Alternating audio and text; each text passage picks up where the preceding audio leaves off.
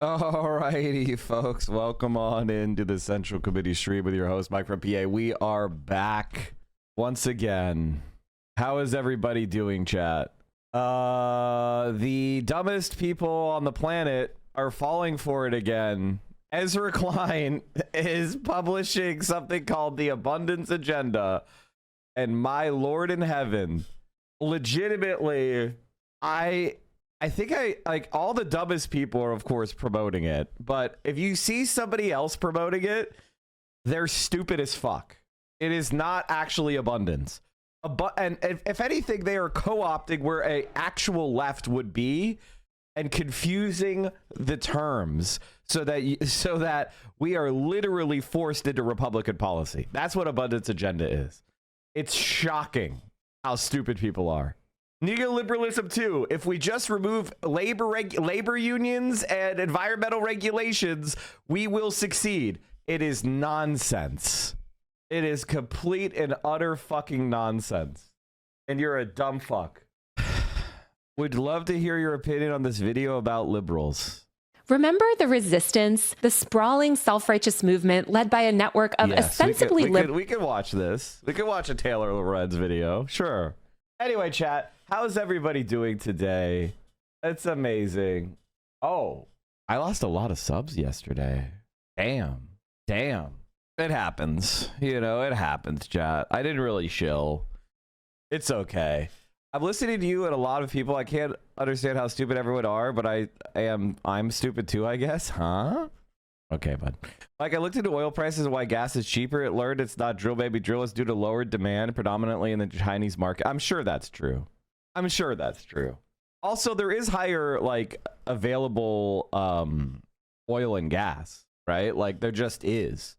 Have I seen Mahmoud's letter from his cell? Yes, I did. And it's very, very, very, very, very, very sad. But the first thing I want to start off with today is Asmongold is finally getting noticed in the mainstream. Yay!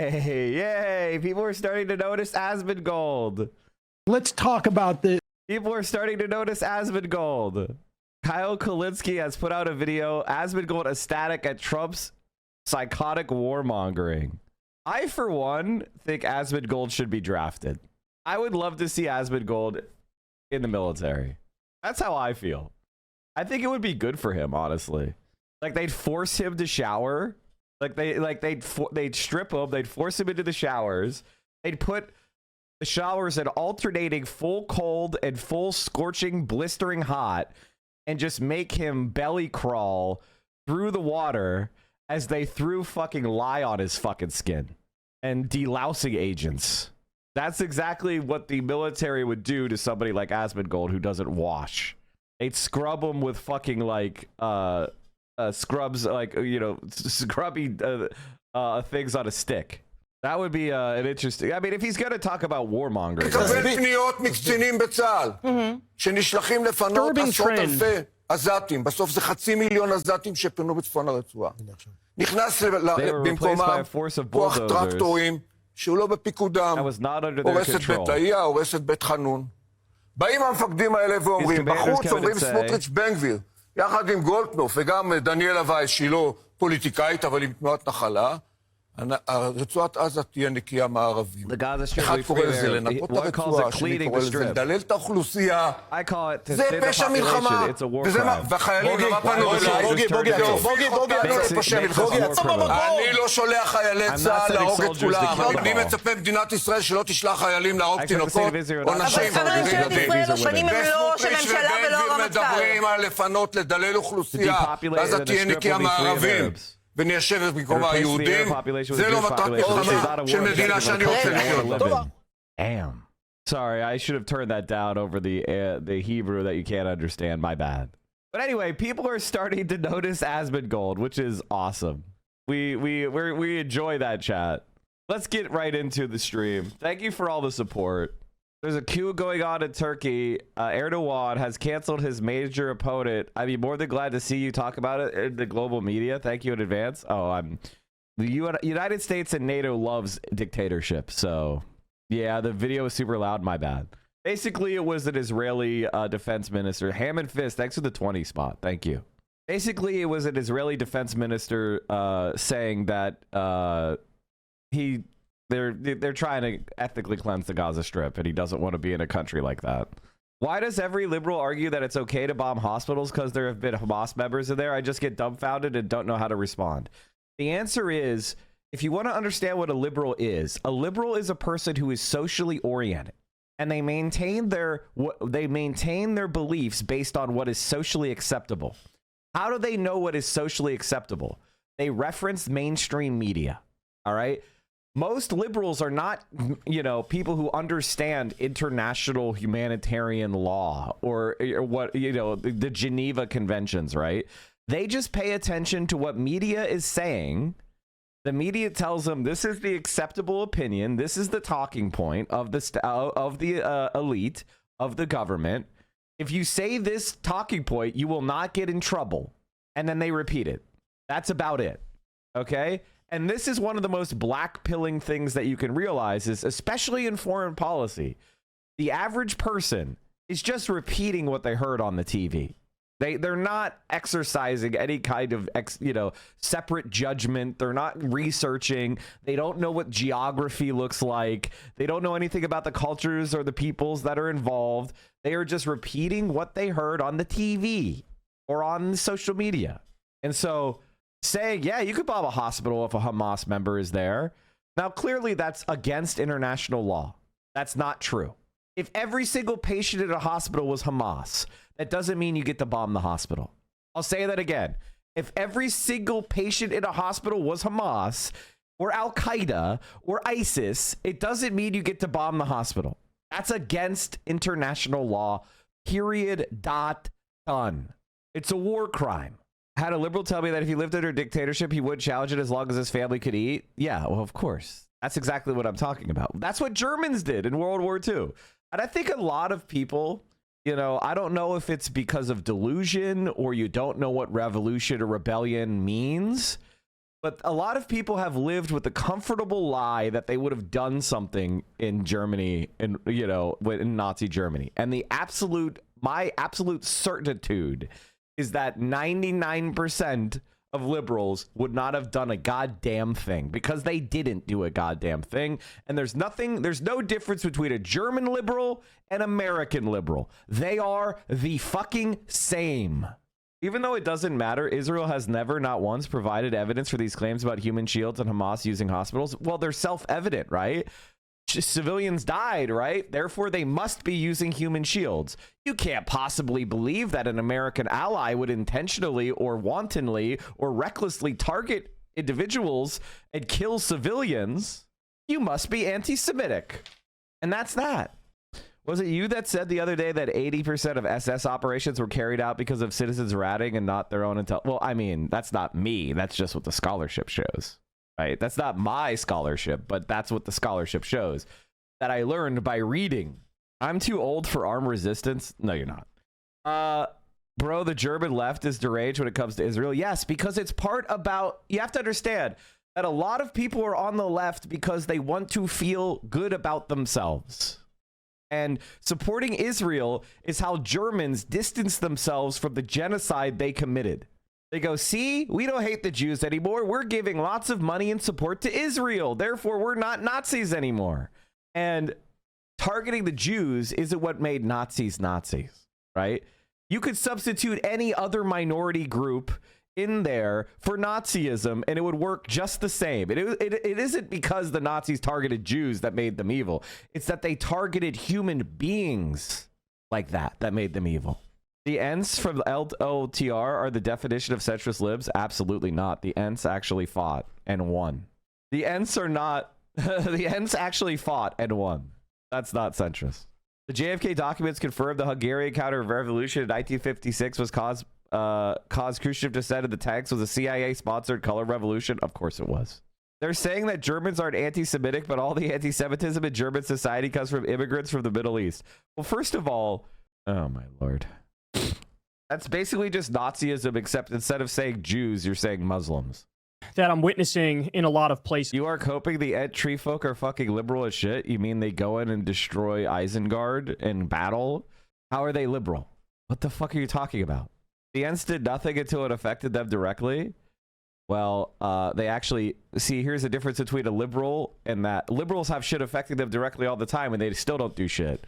That's the point.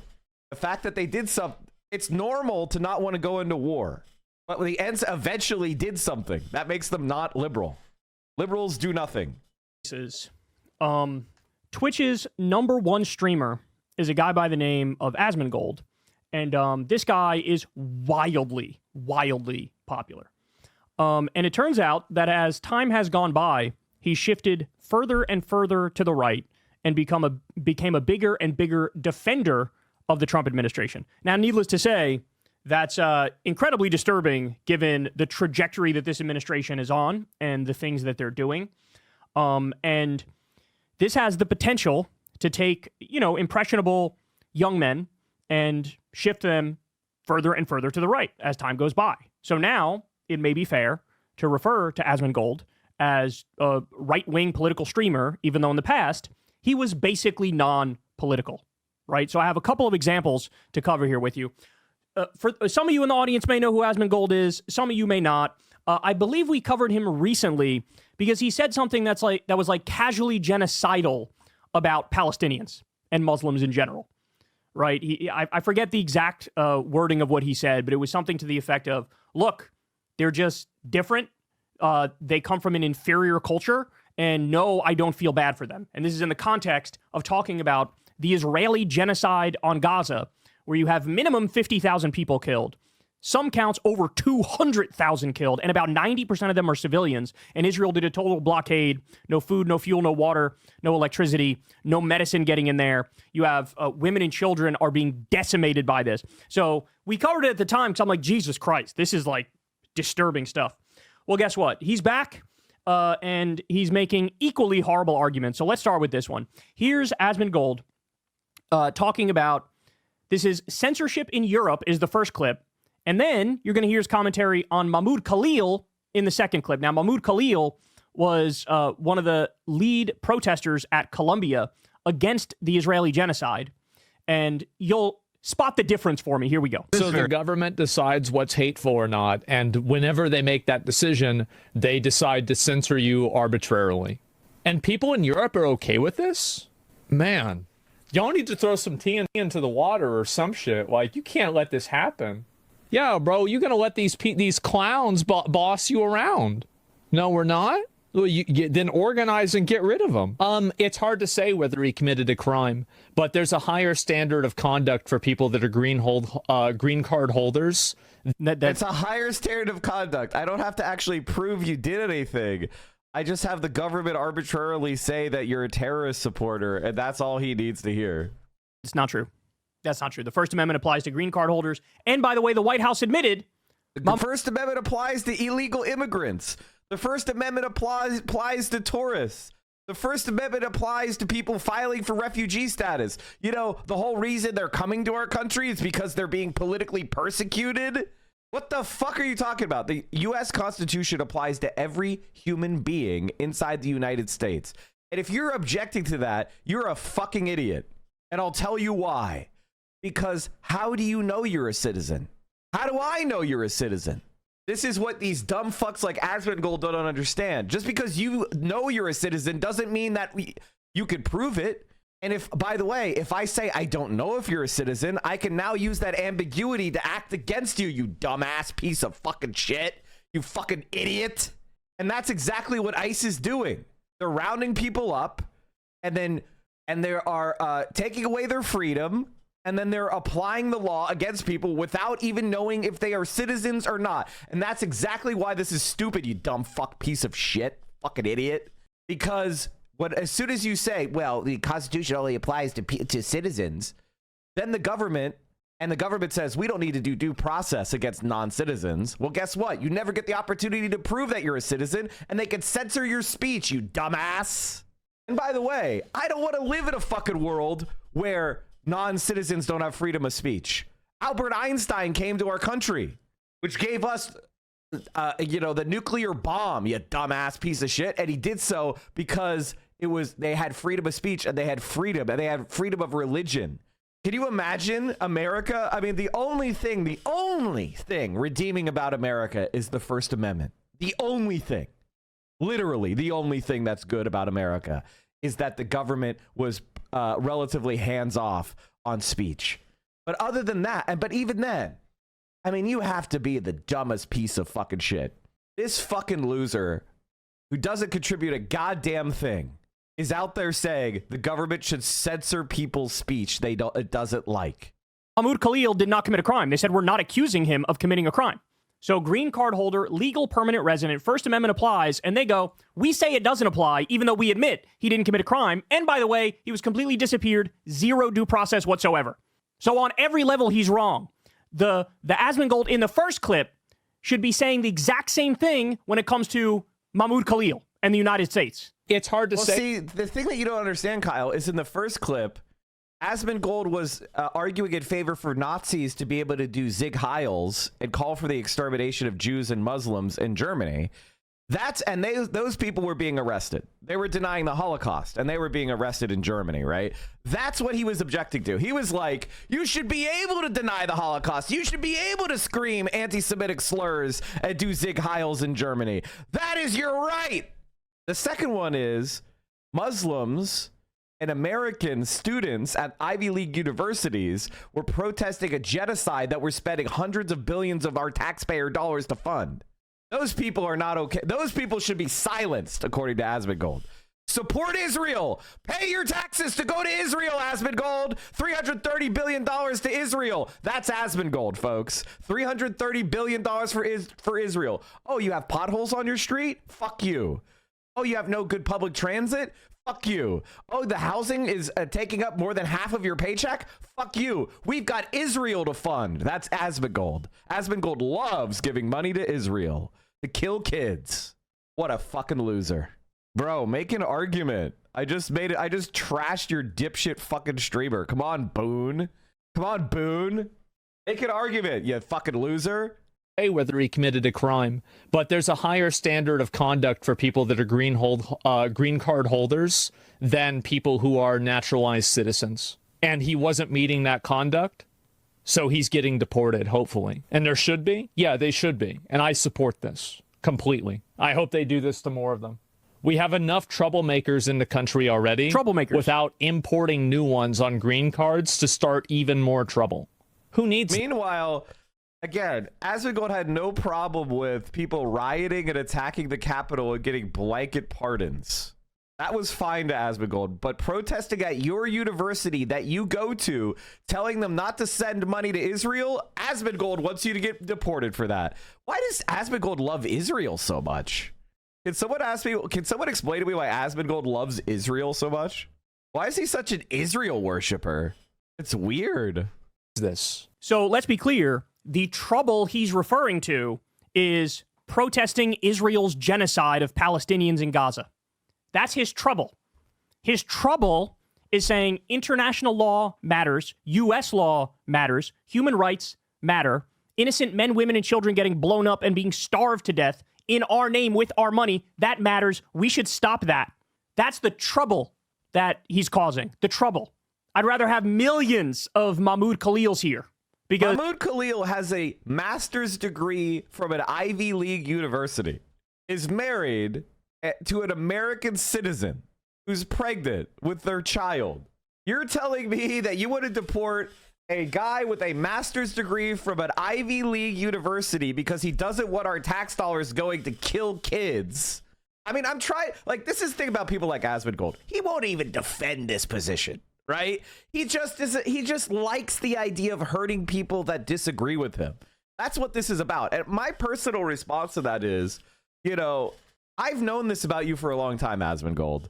And right now he's showing who he really is. He's showing who he really fucking is. Don't you ever forgive. Don't you ever forget. I think Asmon's sense of charitability is admirable, but God, we really need to rip these D and Asmongold get chatters. Thank you for the service. Here's my feeling on Hassan. I like that Hassan is open and friendly and charitable, but never in a million fucking years could I do that. If I was Hassan I would have hated this motherfucker for years. The first time he tried to plant a dagger in my back, I would have hated these motherfuckers for years, dude. The charitability he showed to Asmongold, the charitability he showed to Ethan Klein, the charitability he showed to Trainwrecks, the charitability he has shown to, let's see, who else was he charitable to? Aiden Ross, Trainwrecks, Asmongold, Destiny, XQC, Ethan Klein. Like, at a certain point, like, what are you doing, man? Like, what the fuck are you doing? These people have been trying to stab him in the back for years, dude. And, like, I get it. And personally, that's why there's different strokes for different folks. Hassan will continue to be the hyper-charitable person. I'm going to continue to be the person that keeps it real for, you know, that's it. And it's a good to I like that. I like how we have different strategies. And maybe he'll redeem somebody that I thought was a lost cause. And I'm excited to see it.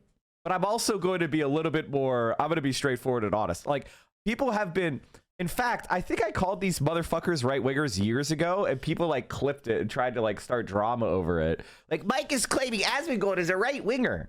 I may have, like, deleted the clip at some point, because I just didn't want to deal with the bullshit. Let's see if I can find it. Which would really suck, because it would be another Mike was right moment. This is how Twitch has been fucked. Like, it's important that people understand that this is Destiny's doing. This is Destiny's doing. This is the guy who's the enemy of the platform. This is Asmongold and Destiny. And everybody needs to turn against them for ruining the bag. Okay, that was a while ago. That was me talking about how Asmongold was working with Destiny to try to, like, remove ads. Let me see. Yeah, I definitely deleted it. Damn. You hate to see it. There's a difference between someone like old Joe Rogan and Theo Vaughn, who are right-wing due to circumstance but open to the left, via Asmon, Elon, Destiny, to others who are right-wing but pretended to be liberals who are when it was convenient. I agree with that. I think Joe Rogan is an example of what happens when the left allies itself with centrists and gets nothing in return. All that happens is we get discredited among regular people. And I think that now, you know, Joe Rogan is rich as fuck.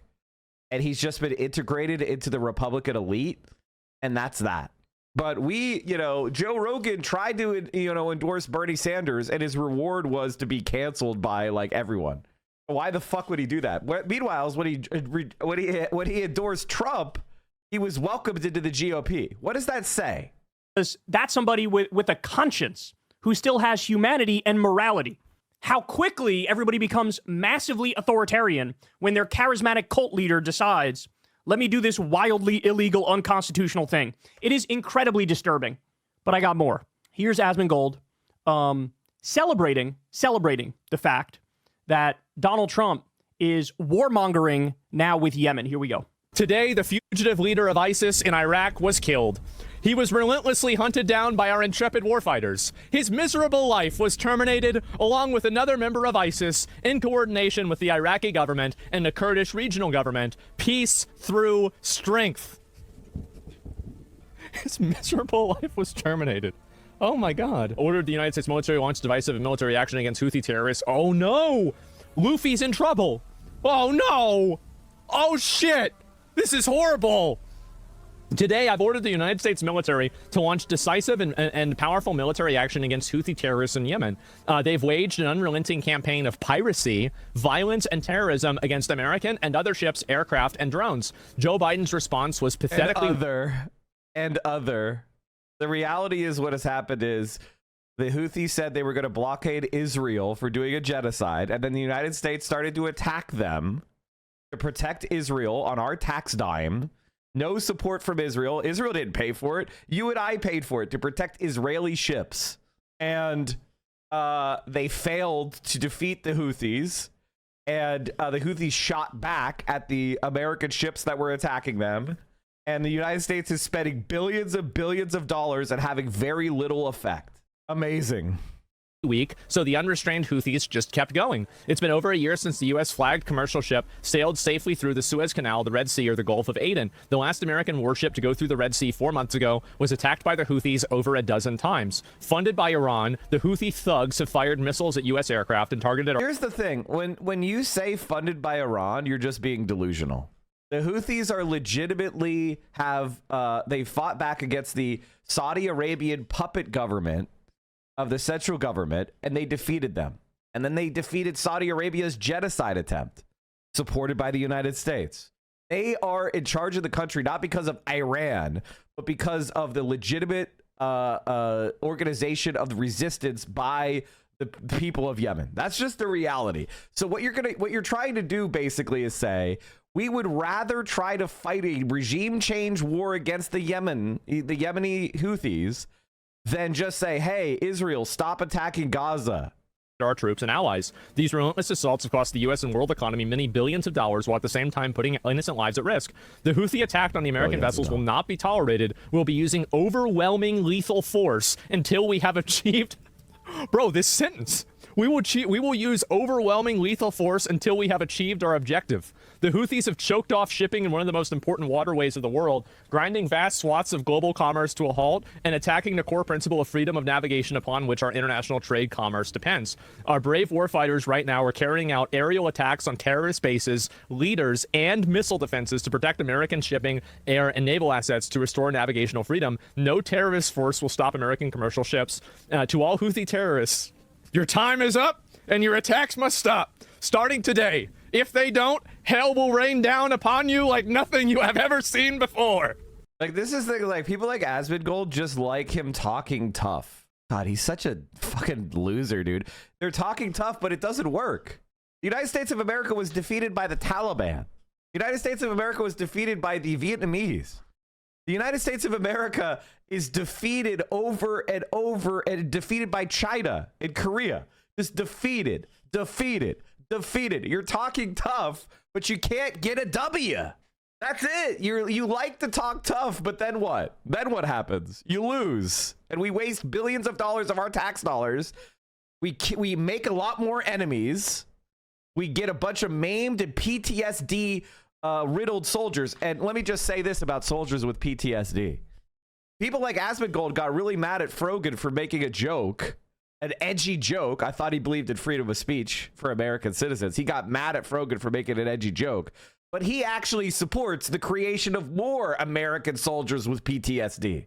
At least Frogan doesn't support more people coming down with PTSD. I mean, who hates veterans more than Asmongold? Oh my God. Holy shit.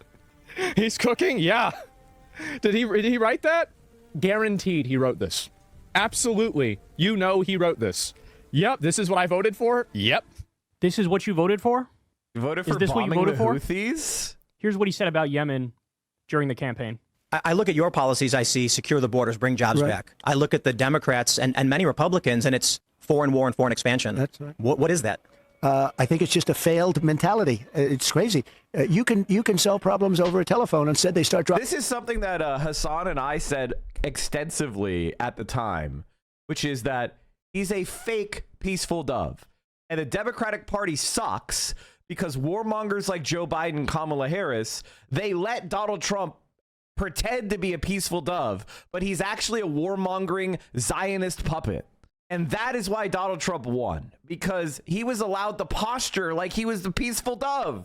But in fact, he's always been a disgusting warmongering idiot, except now he's threatening Canada and Denmark, and he's offending our European allies, and he is attacking Mexico, and he's threatening Panama. And so the rest of the world looks at the United States and sees a rabid fucking dog. And personally, as a radical leftist, I'm like, good. See what America really is, not the propaganda we send on your TV and movie theaters. See what America really represents, which is brute force, and start organizing yourself against our vicious, rabid dog mentality. That's the only way to ensure peace. You know how you ensure peace? It isn't through American largesse and gentleness, which doesn't exist. You ensure peace by having interlocking exchanges of equals. Justice only exists between equals. That's the reality. That's why I believe in equality, because the weak do what they will. Excuse me, the strong do what they will, the weak suffer what they must. Justice exists only between equals. So I want to forge true equality.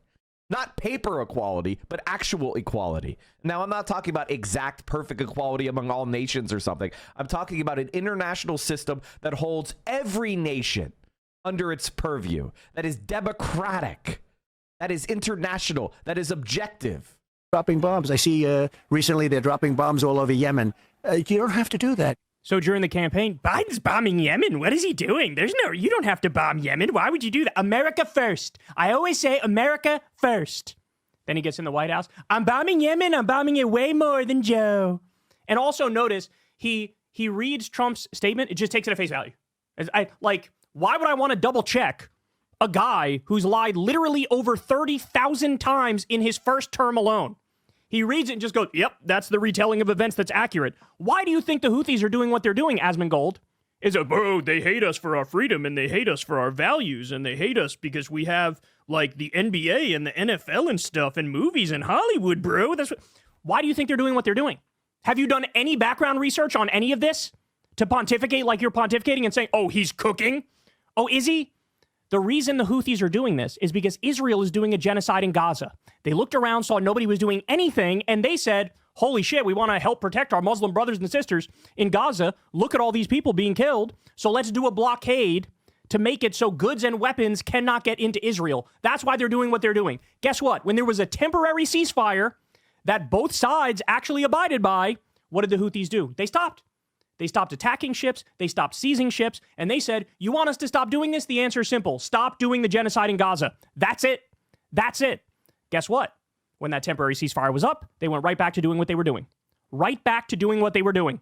So if you actually wanted to stop, if you actually gave a shit, if you actually cared, it's, hey, Israel, stop killing tens of thousands, if not hundreds of thousands of people in Gaza, 90% of which are innocent civilians. Stop doing a total blockade and cutting off all food, fuel, water, and electricity. Stop making it so that kids are getting shot in the face. Stop making it so kids have to get... And here's the thing. Why are we in the Middle East in the first place? This is something that Asmongold never asks. Why the fuck are we in the Middle East in the first place? Why are we sending money and weapons to Saudi Arabia? Why are we sending money and weapons to Egypt? Why are we sending money and weapons to fucking Jordan? Why are we bombing fucking Syria? Why are we bombing Yemen? Why are we interfering with the Middle East at all? And if you say oil, that's a fucking dumb answer, because the United States and Canada and Mexico together produce more oil than they need. We already produce more. We are energy independent. Those three nations of North America united are energy independent. We don't need oil from the Middle East. So why the fuck are we going over to the Middle East and interfering with these countries and supporting dictatorships and theocracies for oil? We don't need their fucking oil. Is it European oil? Is it Chinese oil? Is it Japanese oil? Like, what the fuck are you talking about? I want the United States of America, instead of spending $1 trillion in the Middle East killing children and creating Al-Qaeda and ISIS, how about we come back to the United States and spend $1 trillion on nuclear power and renewable energy and building better infrastructure? How about we come home and provide energy so that it's cheap as fuck for Americans? And say, fuck you, Middle East, rot. Why is that strategy not a good strategy? We don't need the oil from there. So why are we interfering? Why are we supporting dictatorships and theocracies? Is it for your benefit? It ain't my benefit. I have to pay for oil the same as anyone motherfucker in China does. I have to pay the same prices. It makes no fucking sense unless you realize the American government isn't about the interests of Americans. So why is Asmongold so ecstatic to send his tax dollars and my tax dollars overseas to Israel to kill brown kids? I would love to hear his explanation of that. He seems to love it. An arm amputated or a leg amputated with zero anesthesia, so it's the most painful thing you could ever imagine in your worst nightmare. So what Trump is doing here, let's be clear. What Trump is doing here is he's acting as a proxy military for Israel. He's acting as a proxy. What happened to America first? America first. And by that, what I really mean is Israel first. Now, if you say, Kyle, that's unfair, you're overreaching. Why don't you take it from the man himself? Here's what Trump had to say. You know, the biggest change I've seen in Congress is Israel literally owned Congress. You understand that 10 years ago, 15 years ago. They literally owned Congress. Now, wait, listen to what he says. And it was so powerful. It was so powerful. And today it's almost the opposite. You have between AOC and Omar and these people that hate Israel. AOC and Omar hate Israel. That's like what, 10 people, 60 people at the most, if we're being generous. And they don't even hate Israel. They're just like, can you please not indiscriminately kill kids? Anti-Semite. You're anti-Semitic. You don't think Israel has the right to indiscriminately bomb apartment buildings. So like, it's so weird. Like Asmongold, I would love to hear your explanation. Like, I wish he would just be honest about his opinions. That's kind of the worst part about people like Asmongold. He can't just be honest. He can't just be honest. He has to do this whole like fucking rigmarole where he lies and conceals his real opinion. And it's just so tiring and boring. They hate it with a passion. They're controlling Congress, and Israel is not a force in Congress anymore. He was honest once and he got banned. Oh, shit. Good point.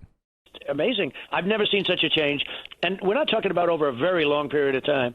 But I think you know exactly what I'm saying. They had such power. Israel had such power, and rightfully, over Congress. And now it does. And rightfully, Israel had such power. They owned Congress. They had such power, and rightfully, over Congress. Why does he say that, Asmongold? Why do you think he's saying that? I'll tell you why he's saying that. He's taken hundreds of millions of dollars from pro-Israel donors. Hundreds of millions. Sheldon Adelson, Miriam Adelson. He's taken it both to his campaign and his super PACs, his PACs, and the Republican Party infrastructure in general as well. They've taken hundreds of millions of dollars from pro-Israel donors. And that's why Donald Trump is bombing the Houthis. It's got nothing to do with America First in any way, shape, or form. That's why he's bombing the Houthis. That's why he said to Israel, you know what? I know the Golan Heights is Syrian territory. I disagree. I say it's your territory. I'm officially letting you annex it. I'm going to let you move the embassy to Jerusalem. Why? Because your donors paid us off. I'm corrupt.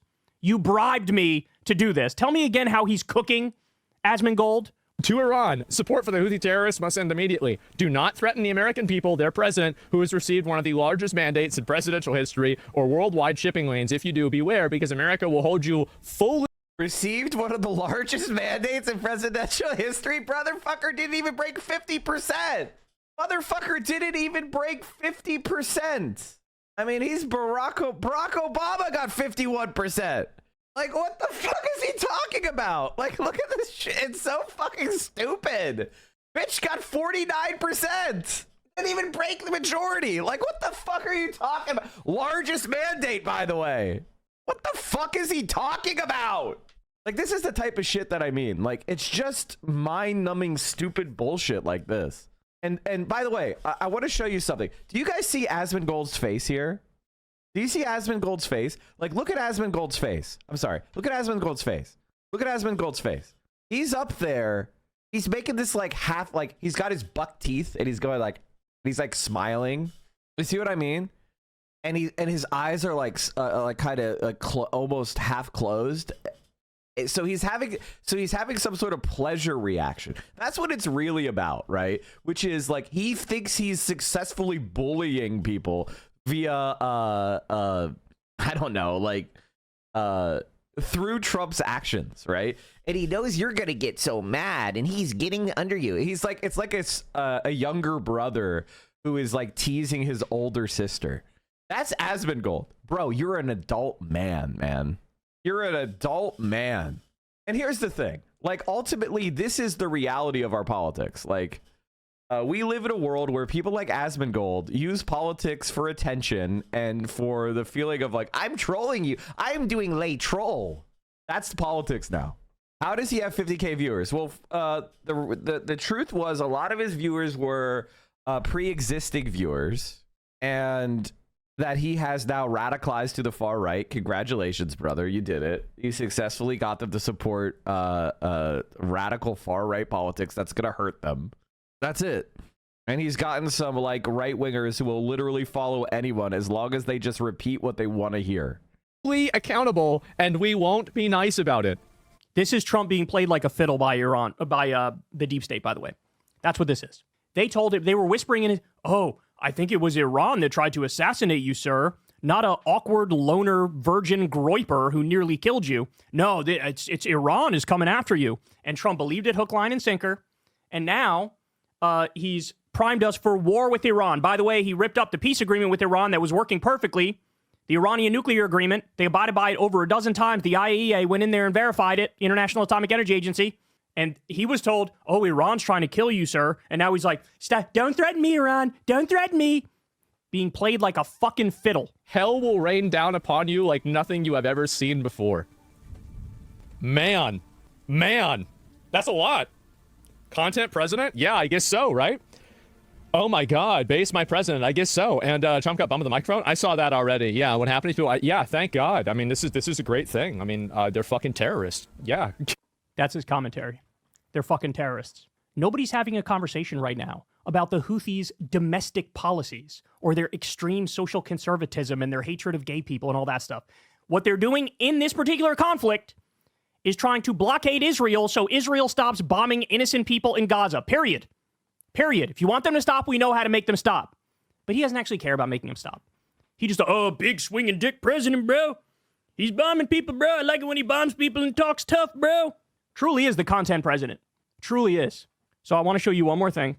Here's what Asmongold is supporting. Ready? The health ministry in Yemen. And we're doing the same rerun that we did. Remember, they would give the official statistics out of Gaza of the dead, and they'd be like, bro, that's run by Hamas. You can't trust that. Oh, what's that? We've had like a dozen other conflicts where the numbers that came from the health ministry run by Hamas are accurate.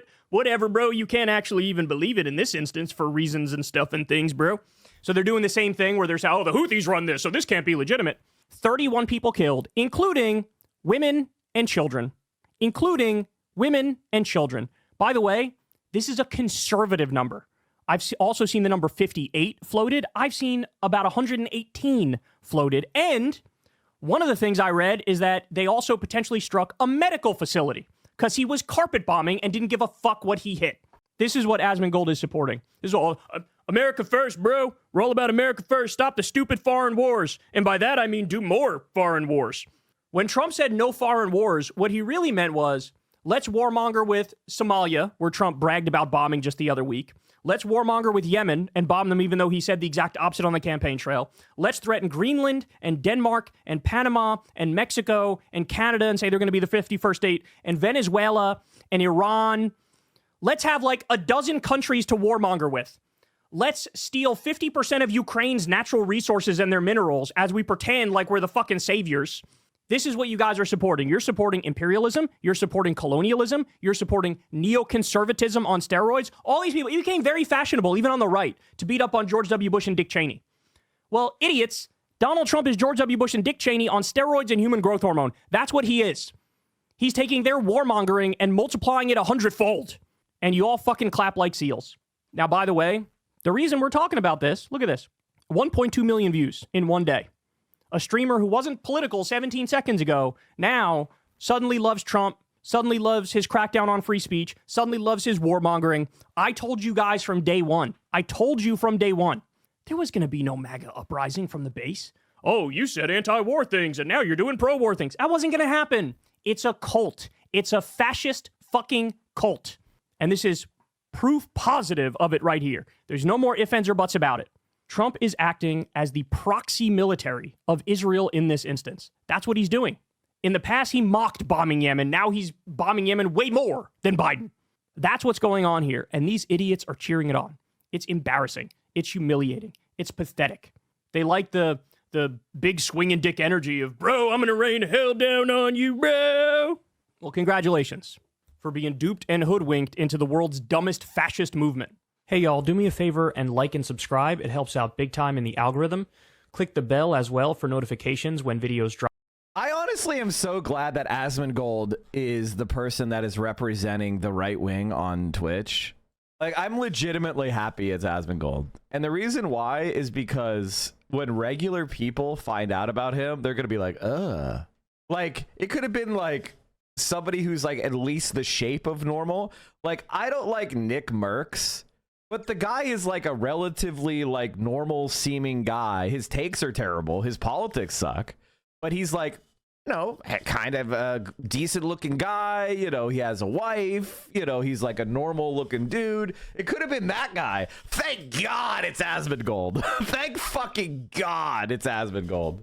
And by the way, chat, just because I'm describing Nick Merckx and being fair and being honest about who he is doesn't mean I like Nick Merckx. I'm just comparing him to Asmongold. This is very important. Like, one of the most important things you need to do with your brain is be able to judge your enemies honestly and objectively. That's how you defeat them. You know, it's like you don't win wars by pretending your enemies don't have any advantages or don't have any intelligence. That's what America does. That's why America loses every fucking war we fight. Did you hear about Trump wanting to declare fentanyl and WMD to engage in military actions against Mexico and Canada? It's so incredible that the #1 reason that opioids are ravaging the United States is American corporations and the CIA. Like, wherever the CIA is, that's where the heroin production is happening. It's been true since the 1950s. Political streamers using each other's names in their stream titles. There are no sides. There's just the make money on Twitch uses X's opinion and reacting to it side. What the fuck are you talking about? My feeling is when I see an argument, I'm going to take it on and I'm going to argue against it. The fuck are you talking about? Guess what, bitch? He's a big streamer talking about politics and he's dumb as fuck. I'm going to debunk it. Stop whining and complaining and make a goddamn argument. There are absolutely sides to this world. Here's the facts. You motherfuckers don't even know what left-wing means. You think liberals are left-wing. They're not. All right, chat. I've been trying to watch this John Oliver thing on sports betting. We didn't watch this yet, did we? I'm not hallucinating and we like watched this already, right? We didn't watch this yet, right? I've been like trying to watch it for days. The reason why I want to watch this is the kind of this is the world that we live in, that people like Asmongold and XQC have created, which is the dog shit world of nonstop gambling everywhere. Escapable sports. He was malding yesterday about Hassan's Twitter post on Texas banning lolly shit. Wait, what? Link. Companies spent over 400. I'm not defending him. I'm just saying he can make you look stupid real quick. Asmongold is one of those guys who depends on his audience not understanding things, which is actually smart. That is a good point. That is a good point. His audience is stupid. Asmongold is kind of an interesting guy because he's a far right-wing conservative who believes that capitalism is the best system because everybody is motivated by money. But then he turns around and tells his audience he's not motivated by money. Stop scrolling right now. I demand it. To give a police officer diarrhea, repeat these numbers. Thank you, buddy. That was cool. All the police now have diarrhea. Hell yeah, brother.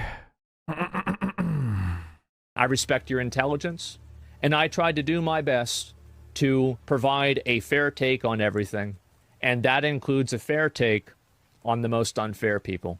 I respect your intelligence. For protests, what makes a protest unlawful? The refusal to disperse when the police tell you to disperse. So the police could just tell you to stop talking whenever they want. We have a First Amendment right to assemble.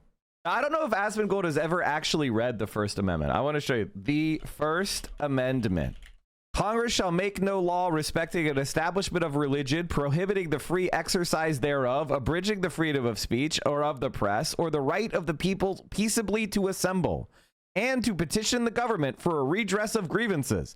See this peaceably to assemble thing? The cops just telling me to leave because they don't like what I'm saying is a violation of the First Amendment.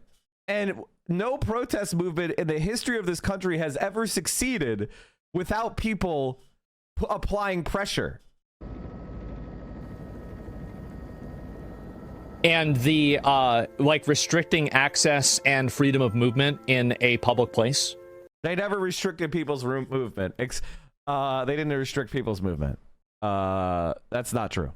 There was one building that was occupied, but most of the Palestinian protesters had encampments that were in common areas, and they didn't allow people to go into the encampment to assault people. But they didn't prevent people from going to class. If you wanted to ignore the protests and just go to class, you were totally free to do that. Impeding travel, yeah. It's very simple. It's so simple. No protests then? There are plenty of ways to protest that don't involve destroying property and obstructing people's freedom of movement. There are plenty of ways that you do that, and I think all of the most successful protests in history generally do that. Roadblocks. Can Asmongold talk to me about what was the most successful protest in history that he would like to emulate? That's kind of interesting. And the scope of the protest is big. I don't know. I mean, like, I feel like this is like a national event. Yeah, this is a national event. It's a really big fucking deal. And so, like, I think this transcends like a small protest or whatever. I mean, this is a direct protest against the government. And also, like, I'm sure that, I mean, and also this is... They're impeding my movement. I want to drive down this street. Why are they impeding my movement? They are all illegal protesters now. Mainly at night, right? I mean, you're looking at a lot of this at night, so there's probably not as many people driving around. Like, obviously, it's not good to block traffic, but I feel like that's not really, like, the entire city, the entire... So, as you can see, Asmongold has absolutely no consistent principles whatsoever. Moving on. Important message for all of my Canadian game developer friends and colleagues. If you are attending GDC in San Francisco next week, I beseech you to reconsider. You can no longer expect to travel to the US and return safely. This is especially true if you've been supportive to any causes or expressed any values that run contrary to the taste of the current administration in the US. I feel bad for somebody like this, you know? I really do. I feel bad because, like, this is a level of, like, delusion and, like... What's the delusion? They have lawful permanent residents getting arrested and disappeared across the country. These are foreign tourists. They have far less status than a lawful permanent resident. You dumbass. Again, this is the world you've created. America used to be a place where anybody, you could come and say what you wanted and people would disagree with you. I remember when people like Asmongold were crying their eyes out when foreign conservatives were trying to go to American universities where they would be protested and people would be like, no, don't pay them our tuition dollars and our activity fee dollars to support this right-wing racist. And Asmongold was going, the free speech, oh God, the woke skulls, they're ruining America, they're ruining free speech. And now the government is arresting people for their speech. And he's like, oh, they have to have a higher standard. Hysteria. Like, you think about what this person's life must be like, right? I am shocked that there's even any argument about this at all. It's free speech. So you're right if he was a naturalized citizen. Okay, the Constitution, which I know that you've never read. The Constitution applies to all persons in the United States. It's the 14th Amendment to the Constitution, Asmongold. We're going to read it together. All persons born or naturalized in the United States and subject to the jurisdiction thereof are citizens of the United States and of the state they reside. Nor shall any state deprive any person of life, liberty, or property without due process of law, nor deny to any person within its jurisdiction the equal protection of the laws. This isn't any citizen. This is called birthright citizenship. And this is called equal protection to any person. Do you understand that, you dumbass? It says right there in the 14th Amendment, nor any state deprive any person of life, liberty, or property without due process of law. If you're arrested and kidnapped across the country, you've lost your liberty. Any person, subject within its jurisdiction, equal protection of the law. That means the Constitution applies to every person in the jurisdiction of the American Constitution. You dumb fuck. But he's not. He's on a green card. And if you're on a green card, there are expectations that are different. It's that simple. The expectation. So Asmongold basically believes that if people come here, they don't have freedom of speech. So any video game developer, any social media personality who's not American, according to Asmongold, can be deported at the whim of the president. So, for example, if, say, AOC becomes president, she could deport any member of OTC any Twitch streamer that says anything against her, who's not an American citizen. That's what he wants to live in. He wants OTK. He wants Canute to get deported. Are you fucking stupid? Yes. Important. That's I had to do my best to stuff. Provide a fair take on everything. So we got somebody. So we got somebody on Twitter saying that I would rationalize gas chambers for people. Bro, take your meds. So we go into Newt is just OTK, Jason. I'm just giving the point. Like, you know, he's had political takes. Should he be deported? Straight to the Holocaust. Oh my God. I'm not going to cry a fucking river when people who have genocide that's baked into their laws are getting genocided. I don't give a fuck. They're terrible people. Y'all really got to dial. What is the what's the evidence that they have genocide baked into their laws, man? What's your evidence? Down this rhetoric. Like, not everything's the Holocaust. Not everybody is Hitler. They are not the same as us. They come from an inferior culture, and it is directly antithetical to everything Western values stand for, and it is an inferior culture. What are Western values? You say we don't have freedom of speech. Even though the Constitution of the Fourth Amendment says no state shall deprive any person of life, liberty, or property without due process of law, nor deny to any person within its jurisdiction the equal protection of the laws. Not any citizen. It says there, right there, Amendment 14, Section 1. The Constitution applies to everybody, every person in the United States, not just citizens. In all ways. You're making your side look like irrational, belligerent, unreasonable, psychotic extremists. It's crazy that people don't see it that way. They'd be doing the same thing. Oh my God. Who says that about somebody? So we got a guy, we got somebody What on a fucking dumbass. Okay, where's includes a fair where's take him mauling over on the most unfair people. The lowly guy. I was promised the lowly video. I saw this Dexerto article. Texas senators have unanimously passed a bill that, if signed into law, could make several games, anime, manga series illegal to own in the state. The bill bans any obscene depiction of a minor or someone who looks like one. Asmon literally lives in Texas, and he has to now delete half of his fucking library if this is the case.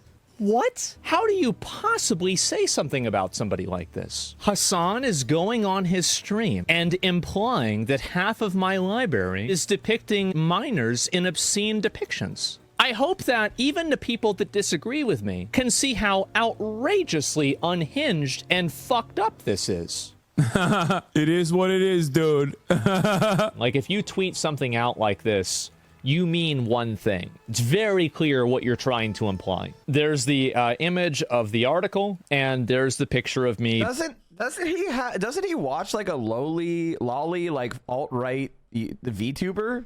Hey, what's up, guys? We're here. So today we're gonna be once again talking about Hassan Piker. Now, we've talked about him.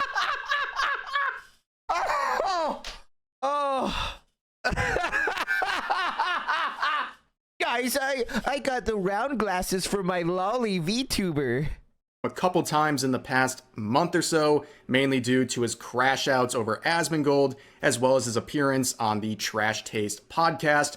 And today we got pretty much a mixture of all those things. More crashing out over anime, crashing out over Asmongold, and some crashing out over Asmongold's favorite creator.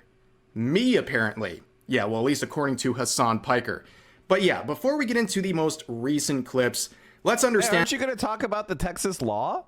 Wait, aren't you worried, man? Why aren't you going to talk about the Texas law? What happened? Banned in Texas. Being in danger. Very clearly implying that I like lollies and I like obscene depictions of underage characters in anime. This is something that has now escalated to an implication. It's not, by the way, dude, it's not just minors. It's, quote, someone who looks like one. It's not just minors. It's someone who looks like one. Games as well. Asmongold's favorite content creator is literally a lolly content creator. What? Rev, is this Rev Says Desu? Oops. Oops. Oops. This is the obscene depiction of an underage character that he's talking about? This is it? I don't know. Maybe in some countries this is obscene. I don't know if it is. This is a normal character with a black t-shirt and twin. This is outrageous. Yeah, I mean, all of us, most 12-year-old girls have crucifix chokers that they wear around. Just how do you say something like this? A child, like a child VTuber. His next video. Listen. Asmongold has very classy lolly characters that he likes. Okay, there's nothing sexual about it. I'm in danger. Oh, I think I'm gonna post. I gotta post that. He did tweet this out, by the way, and I'll get into it. I gotta look more. Oh, wait. The avatar is like, why are they blushing? Yeah, why is the avatar, the lolly character, blushing? Oh, wait, guys! Rev does Desu, what are you talking about? Sorted by popular. What do you mean? Whoa, what do you mean? What do you mean underage characters in a sexual and obscene manner? What do you mean? Hey, Asmongold, what do you mean? Rev says Desu has nothing to do. Wait, I just went popular, most popular post. Stop it, Oni-chan. We will, fuck you. What the? You might want to turn your volume down. Do you find this attractive? You fucking, yeah. Caught. We're gonna find out that Asmongold has decided to finally move out of his rotten home in Texas. He suddenly decided to move to Florida, guys. Asmongold is selling his home. He's finally moving.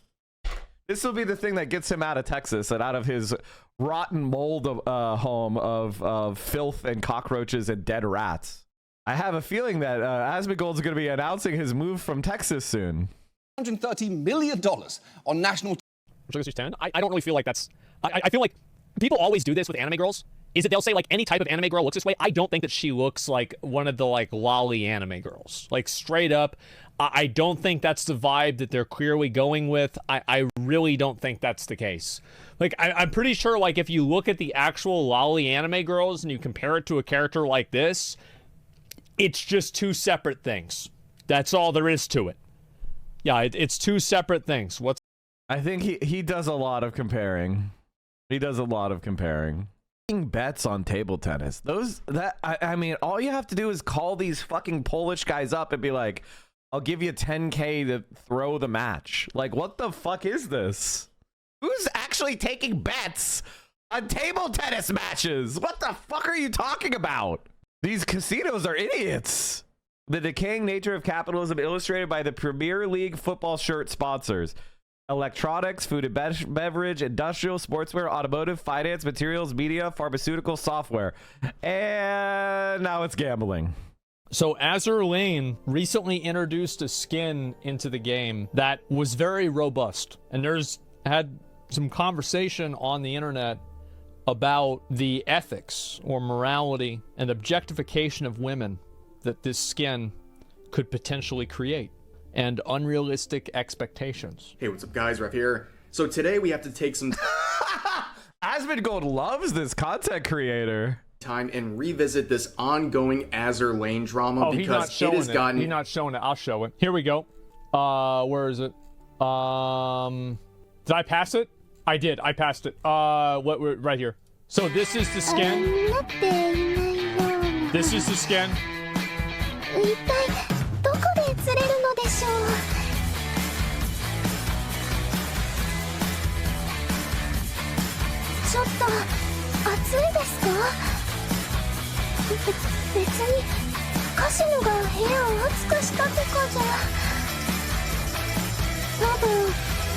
I can't believe Generation Z is the most virginal generation of all time. I can't believe they're never dating, and women find them to like. Asmongold is popular, and this is the games they play.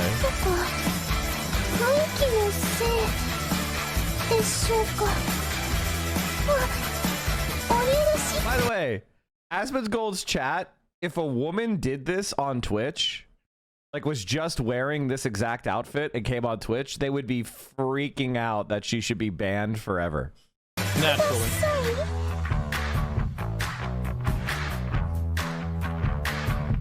So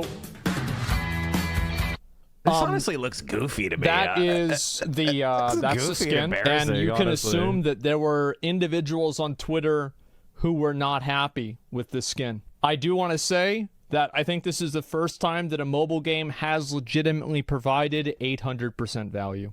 Absolutely insane. Now you can check out my... And like, this is basically Asmongold's entire content, which is, I want my anime titties to be huge, or you're doing Nazism. Oh, you're erasing people because they're protesting genocide? He supports it. It's Nazism to complain on Twitter about anime titties being too big, but it is not Nazism to kidnap an Ivy League graduate permanent resident who's got an American wife who's 8 months pregnant. That he's in support of. Complaining about anime titties on Twitter? Nazi! Kidnapping people for speech? He loves it. And that's Asmongold in a nutshell. Positively. What more? Does it confirm that Khalil did nothing wrong? Basically, the only thing they've accused him of is other people posting things on Instagram, like saying, we will destroy Western civilization on an Instagram post, which is very cringe. Western civilization doesn't even mean anything. Like, these wide sweeping terms don't mean anything. Was Nazi Germany Western civilization? Is Marxism Western civilization? Because Marx was a German. So from that argument, socialism is Western civilization. It comes out of Western civilization. It's a belief system of Western civilization. So is Marxism Western civilization? Is Nazism Western civilization? Is the United States Western civilization? Like, the term Western civilization is so overbroad as to be meaningless, which is exactly why people like Asmongold use it, because it doesn't actually mean anything. Is the French Revolution Western, Western civilization? Are the papal states where there is a Catholic theocracy, is that Western civilization? Is the Inquisition Western civilization? What is Western civilization exactly? It's such an overbroad category that it means fucking nothing. Is LGBTQ Western civilization? Is free speech Western civilization? I don't even know at this point, because Asmongold doesn't support it. Not. Except it's not. There is a privatization. There is like a vice prohibition versus promotion continuum, right? I'm largely against outright prohibition for most vices. I think some vices, they should always be outright prohibited, but for other vices, maybe we allow it to be highly regulated. Highly regulated is the important point. Like banning it from sponsorships, banning the advertising of it, banning the promotion of it, forcing it into a small box where it's inconvenient and busting up illegal gambling. The problem is that we've now gone to the opposite end, which is outright promotion of gambling to the most vulnerable people. And why is this bad? Because human beings are not rational. I want to say that one more time. Human beings are not rational agents. And once you understand that, then you could start talking about governance in a serious way. It doesn't mean that we need to have technocrats ruling us over us in a dictatorship, but it does mean that we understand the ways in which human cognition goes awry. We know the errors in human reasoning. We know the type of situations where we will get tripped up and we will be exploitable.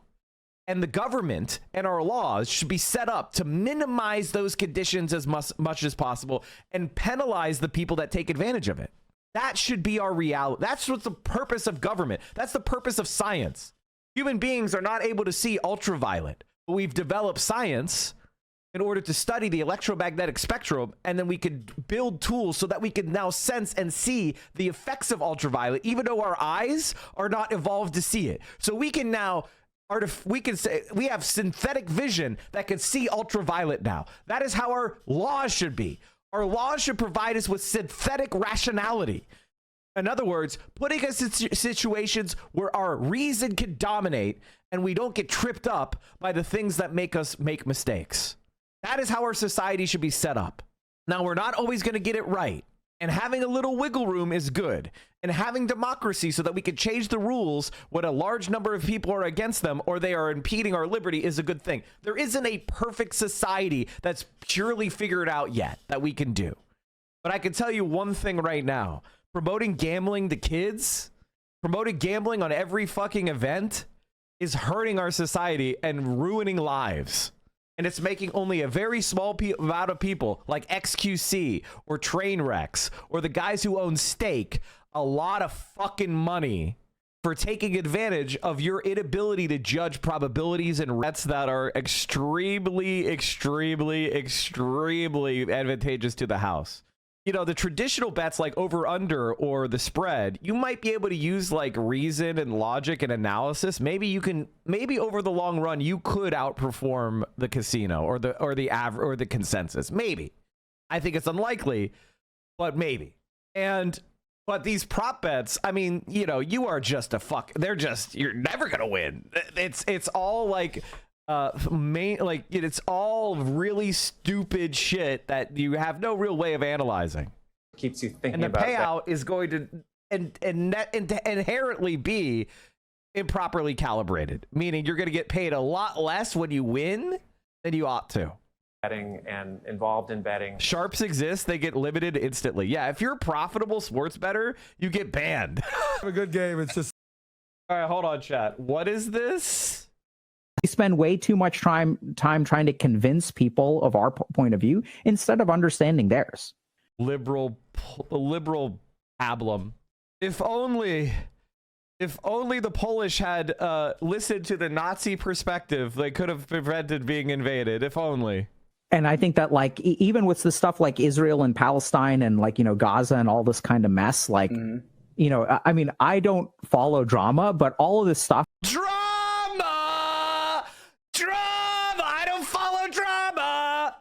Between Ethan Klein and Hassan has, like, even crossed my feed. It's just, it's so prevalent. Yeah. And these guys used to host a podcast together. And, like, what the hell happened there? What the hell happened is Israel started killing hundreds of thousands of civilians. Why don't you Google what happened in Gaza? United Nations report on extermination. International Criminal Court. I don't know, man. Like, what do you want me to say? Again, this is just extreme laziness. And Dr. K is smarter than this, right? This is just pandering to the dumbest members of the audience. I want you to understand this, guys.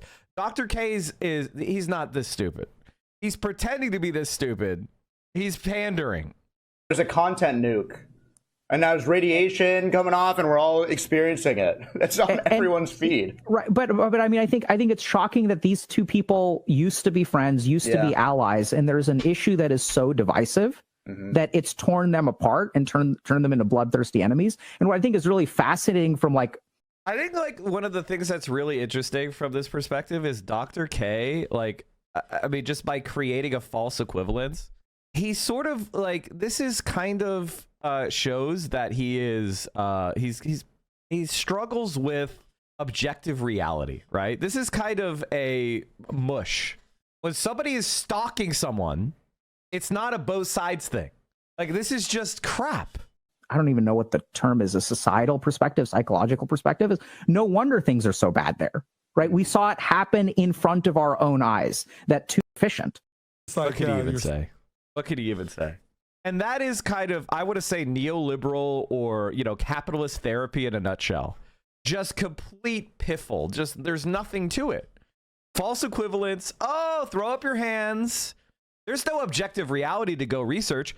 Is Israel committing genocide in Gaza is a question that is an empirical question.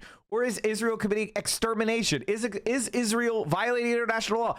These are questions that we can investigate and come to conclusions on.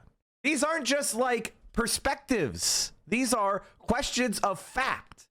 Did Israel kill a bunch of kids wantonly? Did Israel destroy all these cities? Has Israel dispossessed people based on their race? Is Israel an ethno-state? Like, these are questions that we can investigate and find out the answers to. And the problem that we have with people like Dr. K and Ethan or all these other people is they don't want you to think like that. They want to pretend like it's like a disagreement over the color of the wall in the toilet room. Supposed to, if you have a bad game, it's like, why fuck up my parlay? It's like, I'm sorry, John. Right. I can see why. I'd be curious what Dr. K was saying that cut Ethan off. Remember, you're watching Ethan's cut, that discussion that makes Ethan look the best? Well, just that entire minute was so unbelievably, like, laughable. I don't know what else. I think white male loneliness is an important issue. I think male loneliness is an important issue. I don't think white men are lonelier than other men. I actually just think it's men in general. And what we're seeing right now is what happens in neoliberal capitalism, which is all of the former traditional institutions that gave men meaning in life have been annihilated for more and more wage exploitation. You're not able to get a good union job and provide for your family. You're not a provider anymore. That idea of the masculine provider has been destroyed by global capitalism. We don't live in the society that gave a lot of men meaning. We don't live in a society where the male socialization is providing the necessary skills to live a happy life. That's true. We need to change the way we socialize men. We need to change the way our society is structured. But people like Asmongold and people, and people want to cling on to these old fantasies of masculinity that they themselves do not follow. Asmongold is not a provider. Asmongold is not a father. Asmongold is not a man with civic virtue. He's not somebody who takes care of his community and invests in his community and is a leader in a local organization. He's not part of a society. He is a guy who is completely alienated online, making toxic content, targeting women and targeting minorities. Society has delivered Asmongold into a disgusting parody of what it means to be a man. Because everyone is focusing on this area. And what does that mean? What does that sound like to me? Opportunity. I am not your moral judge of character. You can do that yourself. But I'm a proprietor. Wow, the stock guy's not moral. What a surprise. And for those who would like that information, now if you're a Somalian and you're thinking, wow, thank you, Stocky, for the signal. I'm going to go out and commit some piracy today. That's not what I said. But if you are going to do it, please let me know. Because depending on, we'll call it your adjusted EBITDA, I would like to invest. What's the difference between piracy and port fees and transit fees? What's the difference? Is it just, I mean, like that's the reality, right? Like, if you're capable of charging transit fees or port fees through the organized process, then it's just the cost of doing business.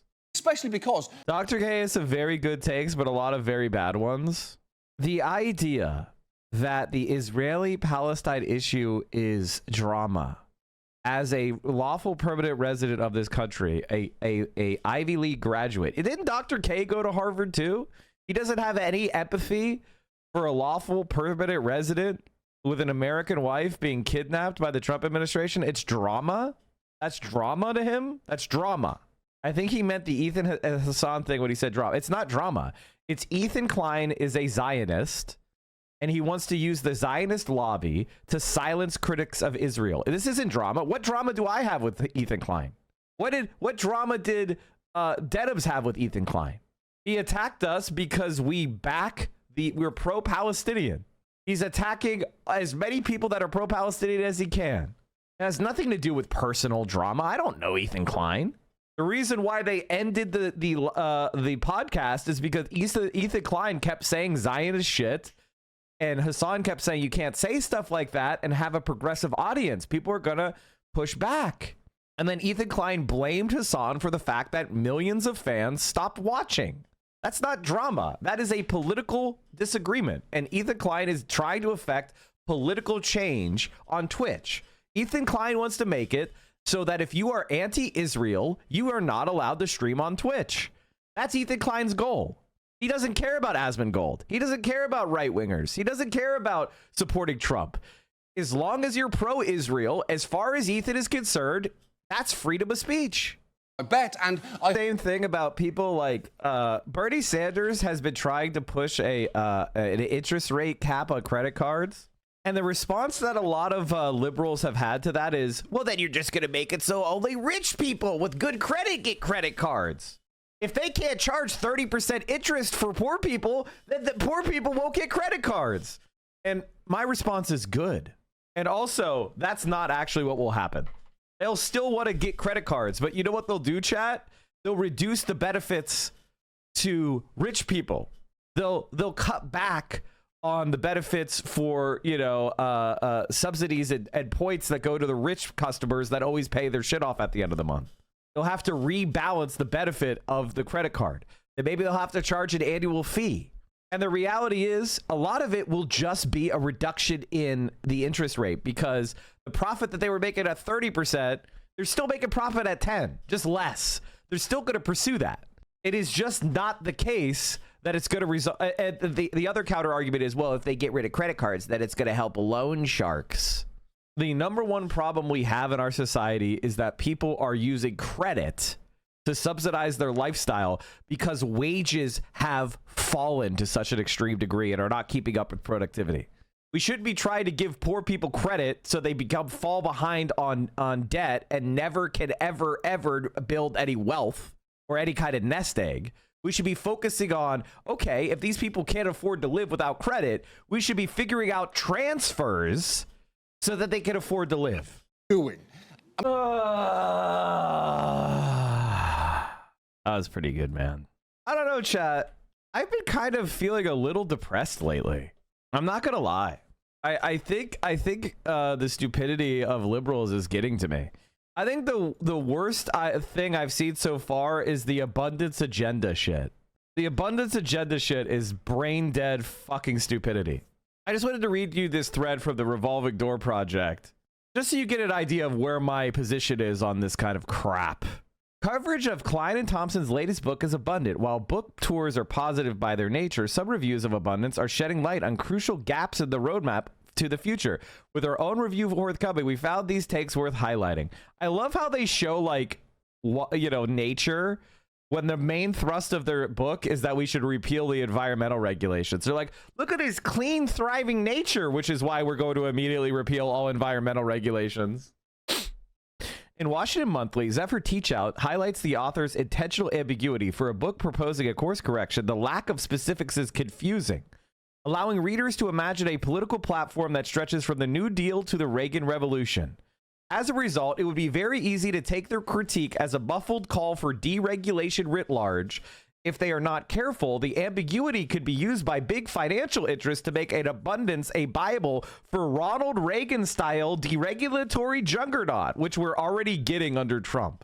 The book toggles between very specific examples and very broad spiritual stance with a lot less meat in the mid-zone. That means the vision they lay out could either fit a broad deregulatory agenda, like that of the shock doctors of the 90s, or an FDR vision of rural electrification. Both were driven by a hunt for vitality. While the authors insist that the book's examples of high-speed rail, expensive cities, and blocked wind projects are intended to stand for something other than significant reform in those areas, the signified something else never quite comes into view. Because the something else is, we're going to try to trick you dumb fucking liberals with adopting the Republican Party's 2000 agenda. If there are not enough homes, can we make more? The authors ask. If not, why not? If there is not enough clean energy, can we make more? If not, why not? Their solution is for politics to take technology and innovation more seriously and to relieve them from the encumbrance of bad policy. To have the future we want, they helpfully summarize their case, we need to build and invent more of what we need. It's hard to argue with that. Abundance is mostly hard to argue with by design. Klein and Thompson have written a super partisan sales pitch for a politics of new construction rather than rigorous methodical inquiry regarding the causes of national stagnation. The authors lament that America is stuck between a progressive movement that is too afraid of growth and a conservative movement that is allergic to government intervention. This third way is well trod by everyone from Bill Clinton to Barack Obama, today's Democratic Party insiders, and Klein and Thompson's offering is among the most approachable attempts to map it of late. But their collation of columns is less than the sum of its parts, like a clip show episode of a 90s sitcom. Malcolm Harris also highlights the lack of focus on rebuilding government capacity. While the authors long for capable and decisive government, there is surprisingly little attention paid to the hollowing out of government staffing, which led to the reliance on outside contractors. There are, however, other prescriptions. When California Governor Gavin Newsom decided it was less risky to cancel the train than to plow ahead after a decade of failure, California Marxist professor Joshua Clover argued that it was a sad confirmation that capitalists would rather use their planning prerogative to invest in financial schemes, insurance, and real estate than in green infrastructure. Money moves toward profit, and if there is no profit, it does not move, Clover writes. Even if it seems cool that businessmen can get from San Francisco to Los Angeles swiftly without speaking loudly into their earpieces in the quiet car. Without a strong base level of state capacity, even a state rail project is dependent on the cooperation of many contractors, and these private actors are looking for a nice and easy return.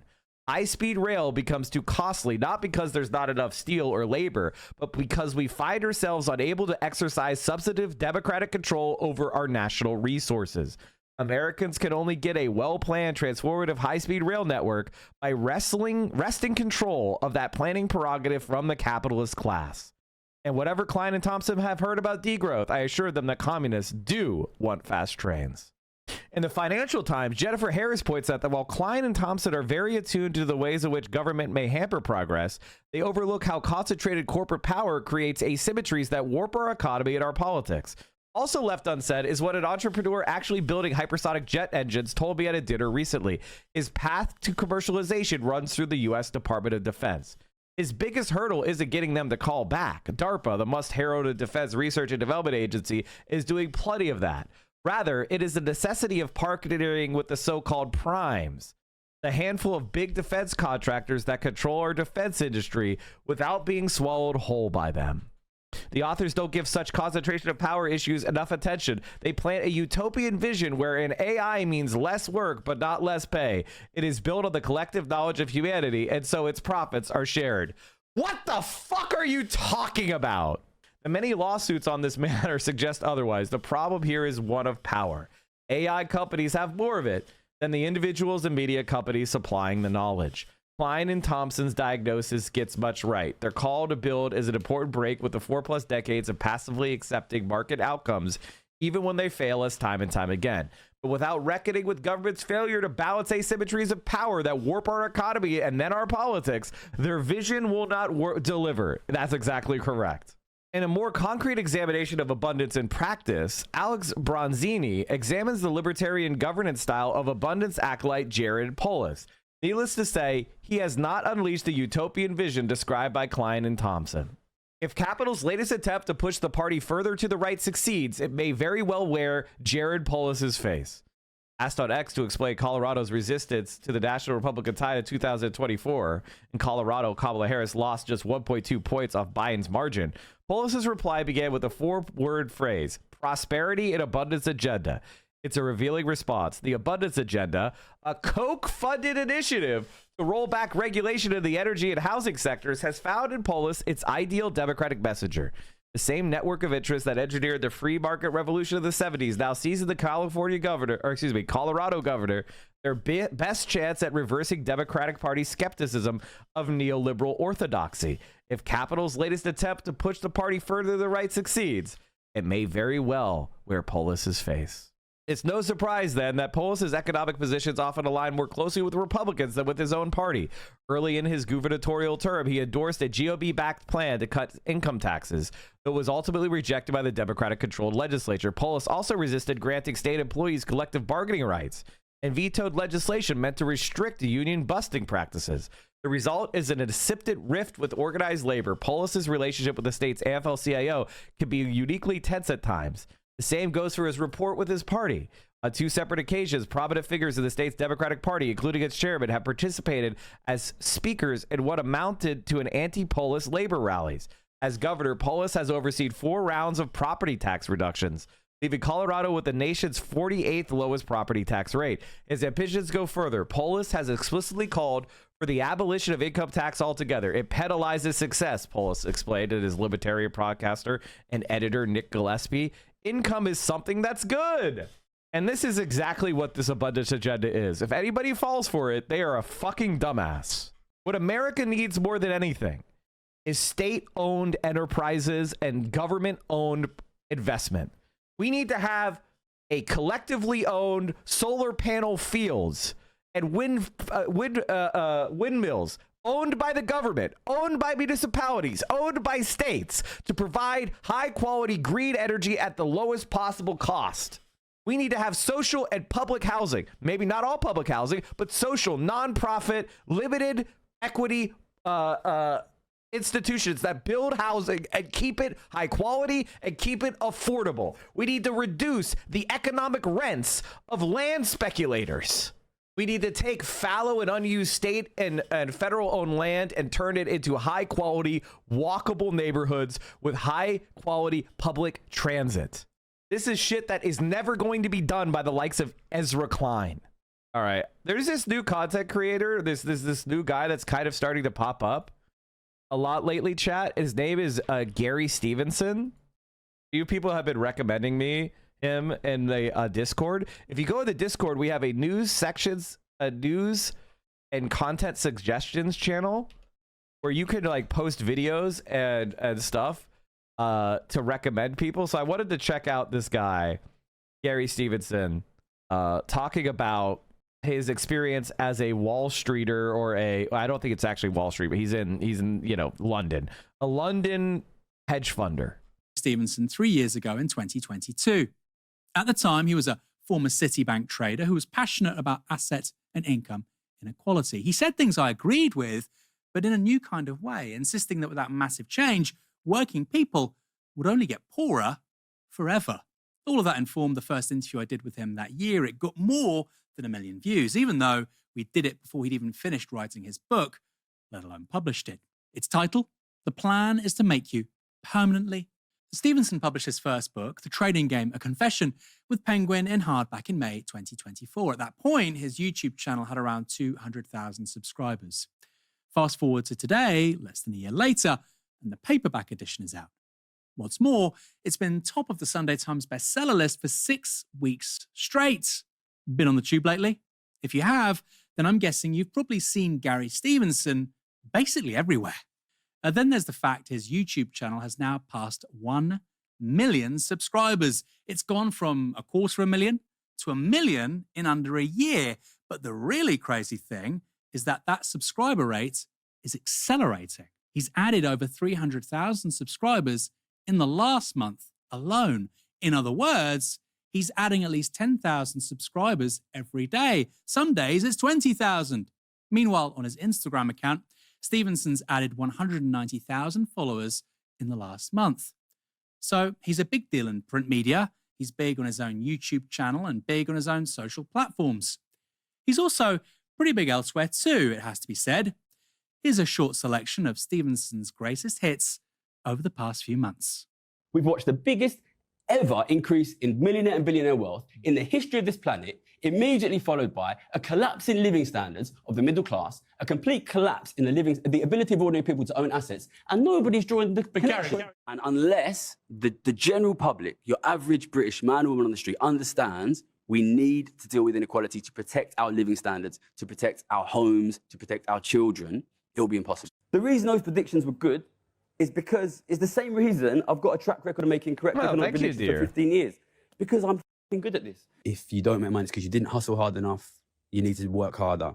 We send that message to young men in a society which makes it... I also like this guy being like, I made a lot of money in the stock market, which means you can't disagree with me, right-wingers. When it's like, what, we've had like a nonstop like bull market for 15 years. Like any moron who is just positioned long and doing so with leverage is going to have made millions. Like, you know what I mean? It's just like, I love it, but it's also like, wow, you made money in the longest bull run. Wow, what a surprise.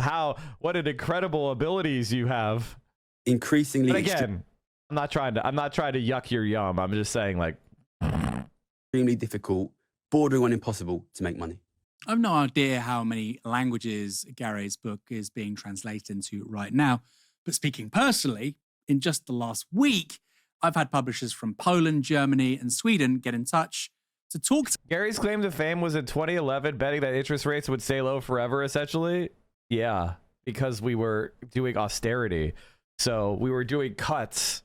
So you had a financial crisis plus austerity equals where's demand? Equals slow economy equals rates stay low. Because if you understand central banks, you understand that they raise rates when the growth of the economy, when inflation and growth rise above a certain level to cool off the economy, to prevent it from overheating. So the economy was fucking ice cold. Why the fuck would rates go up? To him, they say, how do I get in contact with Gary Stevenson? This is a major vibe shift. It's a moment where a guy talking about asset inequality is in W.H. Smith's at Waterloo. He's in the 3 for 2 section at airports and service stations. That is not normal. I've been doing this for 15 years. I've never seen it before. Dan, it's a weird thing to say, but these numbers, for me anyway, are reminiscent of Andrew Tate right at the start. Now, I'm not suggesting Gary Stevenson is a left-wing Andrew Tate. I'm not saying that for one moment. I don't think we want that, for starters. But somebody who's gaining 300,000 YouTube subscribers in 1 month, who's a bestseller for 6 weeks, top of the charts. You can find them on the bookshelves in Tesco. This says something quite significant about the moment we're in, doesn't it? Oh, I massively agree. And Gary's a great bloke. I'm so happy he's having all this, that he's getting all this amazing coverage. And I mean, I've used him a lot in my university courses, sort of helping to sort of demystify economics. It's just absolutely fantastic that you've got a normal, working class guy who's able to sort of very coherently and succinctly explain complicated economic problems and explain to people why things are going wrong and why living standards are tanking. And he's talking about, wealth inequality. I think, there's a massive... Let me see if I could find a better Gary Stevens video. Oh, hold on. Said something to me which I think is fascinating. Okay. About why young men are really getting into the gym. Why is that? According to, the sage Gary Stevenson, why is this trend becoming more pronounced? People want to be able to work. Is that even true? Is that even true? I'm going to find a better video. Okay, these are too long. I don't want to listen to 45 minutes. Okay, welcome back to today's special bonus edition of Gary's Economics, where we are going to talk about truth, lies, and games. Okay, so today... He's a Ghibli fan. He's got a Ghibli sweater. It is the 30th of January, which means it is the release of the paperback of my book. This new paperback version. It's much cheaper. I think it's about £10, something like that. Hey, paperback, cool. And to commemorate the release of the paperback, I wanted to do an edition where I speak about a story that happened to me when I was a trader, which I write about in the book, which really helped me to understand, in my mind, Donald Trump during the last Donald Trump presidency. So obviously Donald Trump is back, and I wanted to share a story from the book which helped me think about it, deal with it, and understand it. Okay, so towards the end of my time at Citibank, I decided I wanted to leave.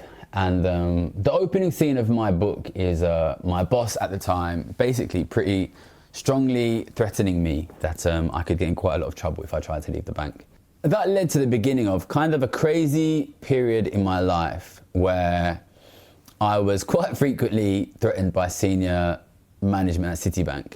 And I entered this period at work which I call the meeting period, which was where for about 3 or 4 weeks, every single day I would have 2 or 3 or 4 meetings with senior management at Citibank. And at the time I was living in Tokyo, working in Tokyo in Japan.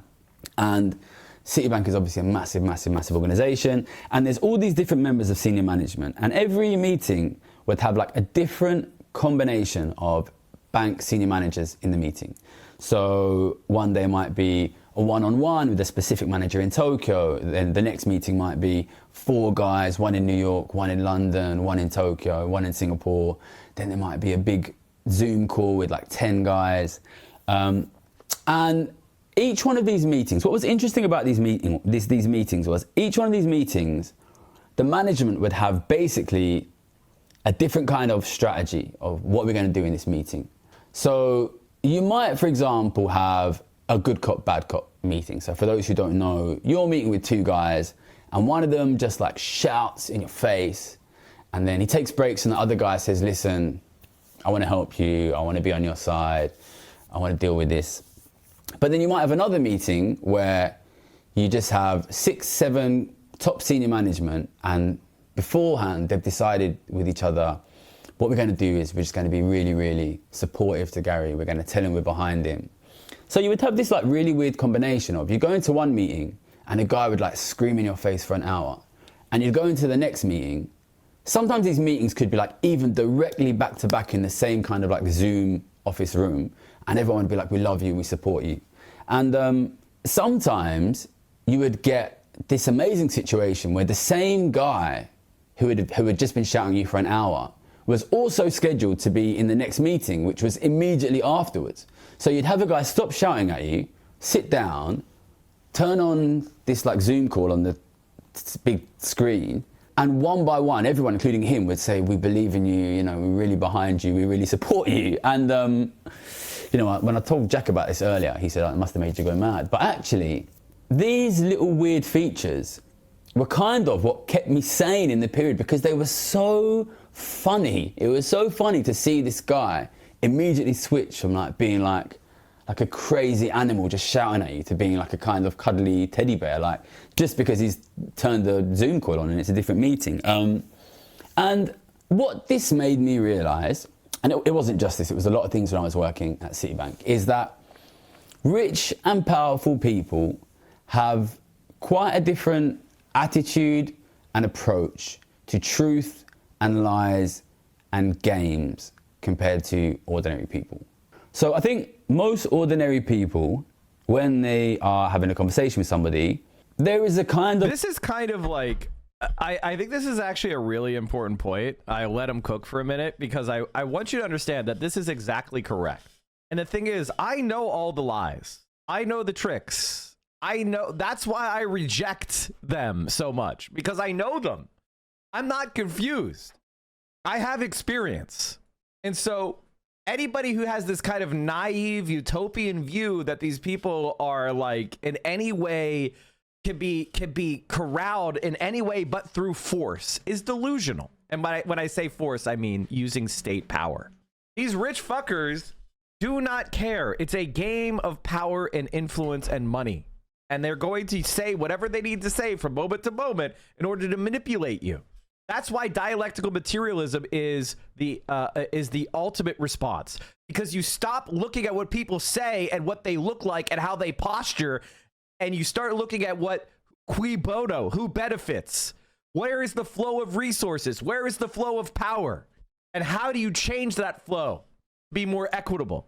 And that's when you start realizing, wow, the Democratic Party is just smoke and mirrors and bullshit.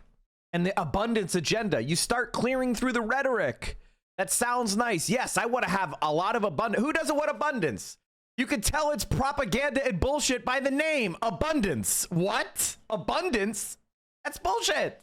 And when you actually drill down, what are they talking about? They're talking about giving more power to the capitalist class, clearing out this stuff that's interfering with the profit motive. See, the problem is in America, the rich don't have enough power. That's the abundance agenda. I want to have an actual agenda of abundance for regular people, and that involves taking money and power from the rich and taking the state and organizing for our own benefit.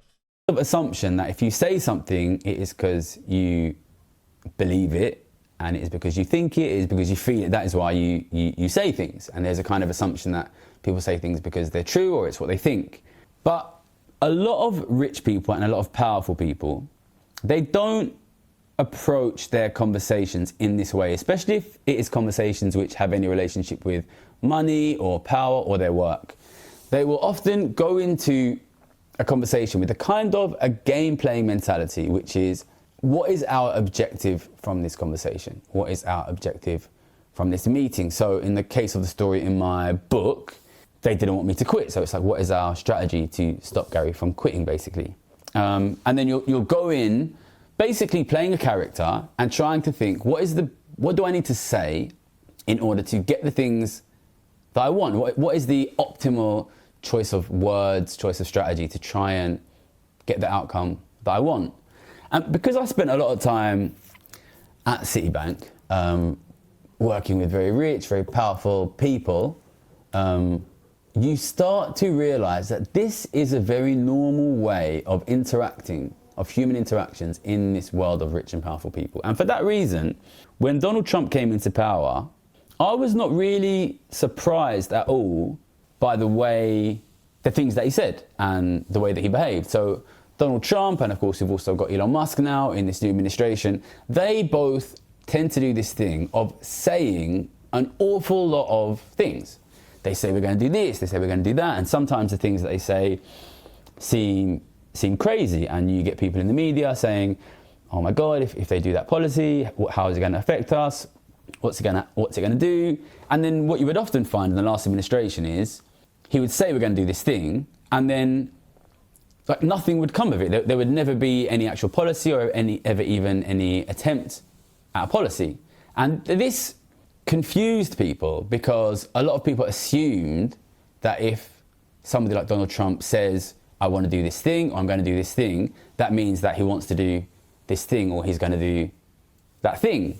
But from somebody who's been in these meetings and seen how people basically say whatever they think works in that specific meeting, I was not surprised at all, really. This is a very, very common way of rich and powerful people behaving. So What that means is we shouldn't really read anything in terms of what rich and powerful people actually say, actually want, or actually are going to do from what they say they want and what they say they're going to do.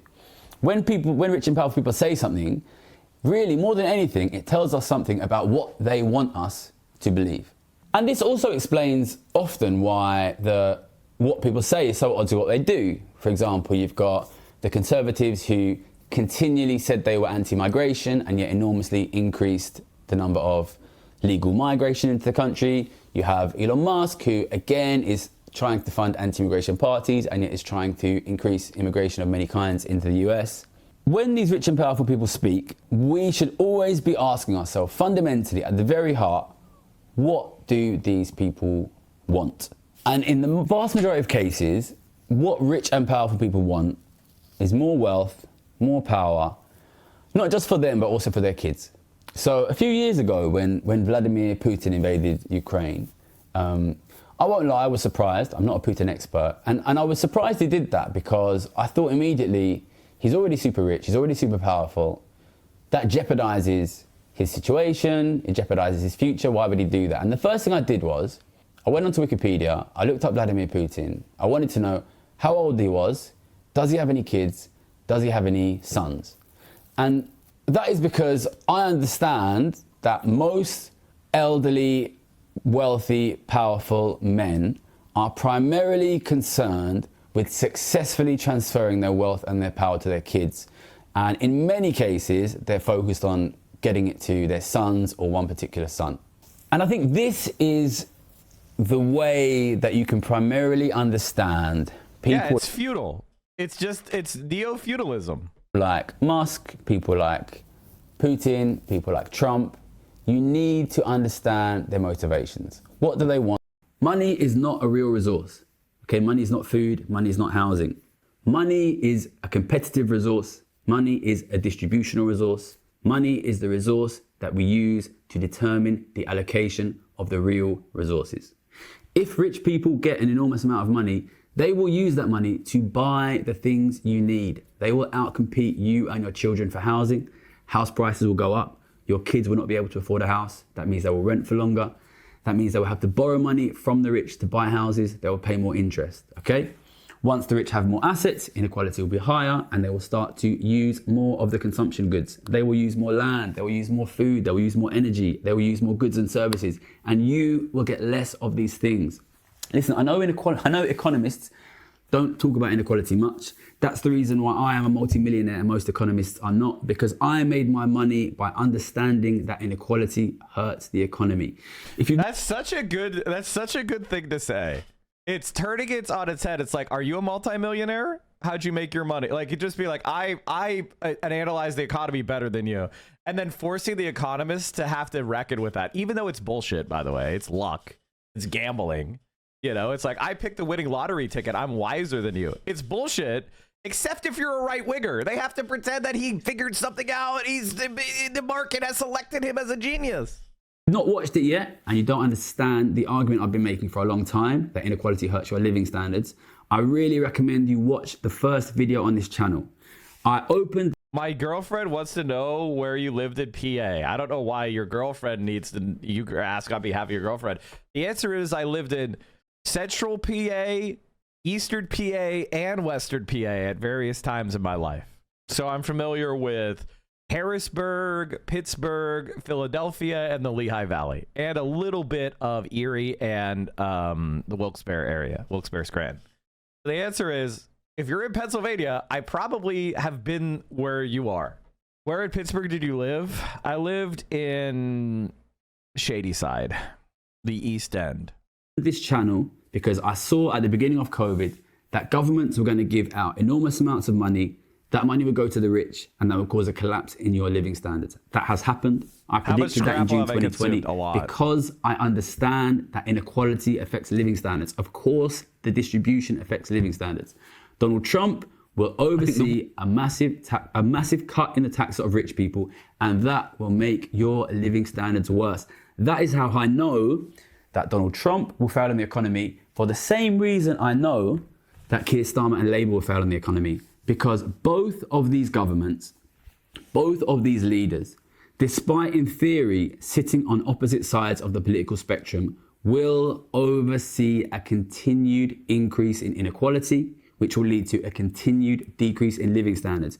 Just like Obama did, just like David Cameron did, just like Boris Johnson did, just like George Bush did, all of these presidents and prime ministers, be they red or blue, all of your leaders have overseen a rise in inequality.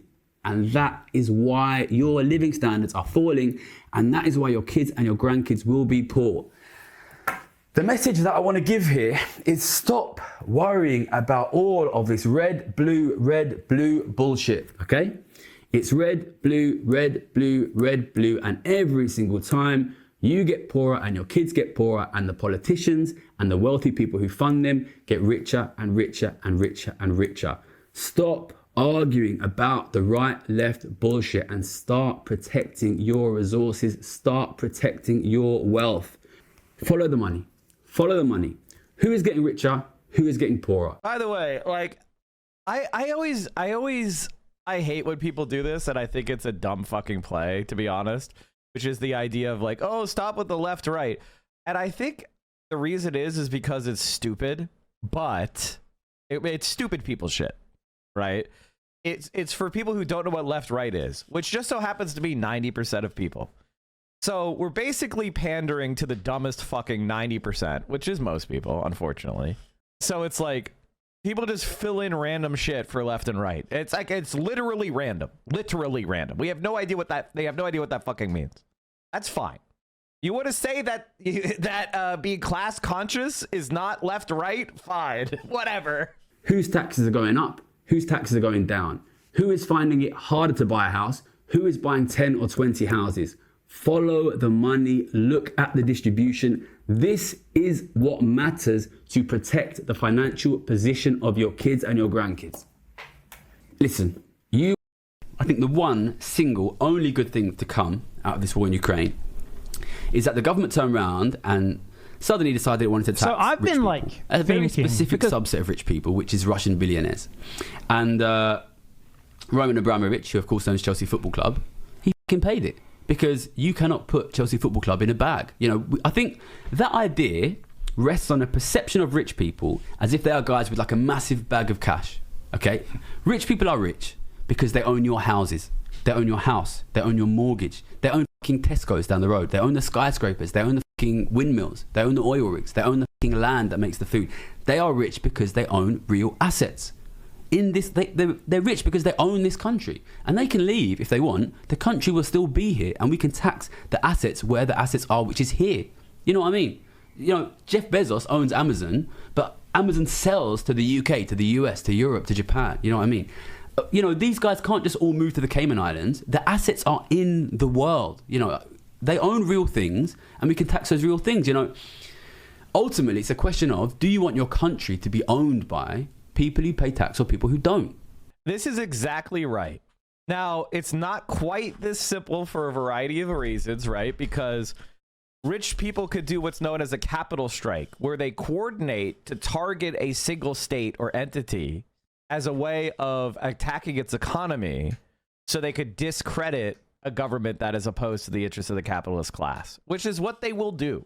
So you need to do things like capital controls. Don't let them take movable assets out of the country. Don't let them transfer money. Don't let them take, you know, ownership shares.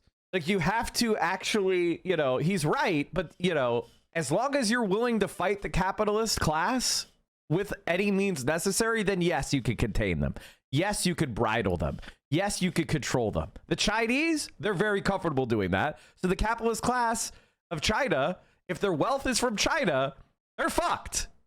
You know, they can't, you know, it doesn't matter if you have hundreds of billions of dollars if you're in China, because you're subservient to the Communist the Communist Party of China. They're going to grab your ass. They're going to tax your shit. They're going to tell you what to do. And so as long as you're willing to do that, then yeah, of course that's true. As long as you go in there with your eyes wide open about what's necessary, what you will be willing to do, and you're not a pussyfooting liberal coward, and yeah. Ken Clip just released information on a unique joint staff planning looking for the Middle East. Pentagon contracting documents I've obtained describe a unique joint staff planning effort underway in Washington in the Middle East to refine the next generation of a major regional conflict with Iran. President Trump's menu of options for dealing with Tehran now excludes what he did have in his first term, full-scale war. The new planning effort, referred to the SEED project, covers everything from subtle tools like military deception right up to the rather than less subtle use of nuclear weapons. So many in the media incorrectly dismissed the recent U.S. attack on the Houthis in Yemen as little more than a continuation of what the Biden administration was already doing. The new Iran war preparations make clear that the U.S. is exploring a far more aggressive approach. If Donald Trump crashes the economy and launches a war with Iran, he might actually end up like Mussolini. Like, legitimately. He's crashing the economy and then wants to launch a war with Iran? Bitch. No! That would be crazy, dude. And by the way, just because it's crazy and incredibly stupid doesn't mean he won't do it. Look at what happened with Russia invading Ukraine. That was crazy and incredibly stupid, and it hurt Russia really badly. But they still did it, and they've stayed the course. Following his successful assassination of Iran's top general Qasem Soleimani in 2020, Donald Trump seems to have taken the lesson that aggressive action is relatively cost-free. Hardly anyone believes any longer that Iran is interested in any kind of ground invasion of its neighbors. Iran's nuclear program is also no longer the Pentagon's highest concern. The war in many ways is already here. The combination of narrow pinprick attacks by proxies, Iran's various covert and influence campaigns, and its use and proliferation of long-range drones and missiles, especially to Russia. The war plan emphasizes a holistic approach to planning, coordination, and synchronization of U.S. government activities. CENTCOM, the Pentagon's regional command responsible for Middle Eastern and Iran, is tasked with creating a family of plans that incorporate U.S.-only bilateral and multilateral operations with partners and allies according to the documents. One document warns of the distinct possibility of the war escalating outside of the United States government's intention and impacting the rest of the region and demanding a multifaceted approach. Multilateral combined op plan, including multilateral engagement strategy, obtain basing and overflight. I think it's absolutely plausible that we fight a war with Iran because Donald Trump is a mega Zionist. I think that is plausible, and he is stupid enough to try to do that.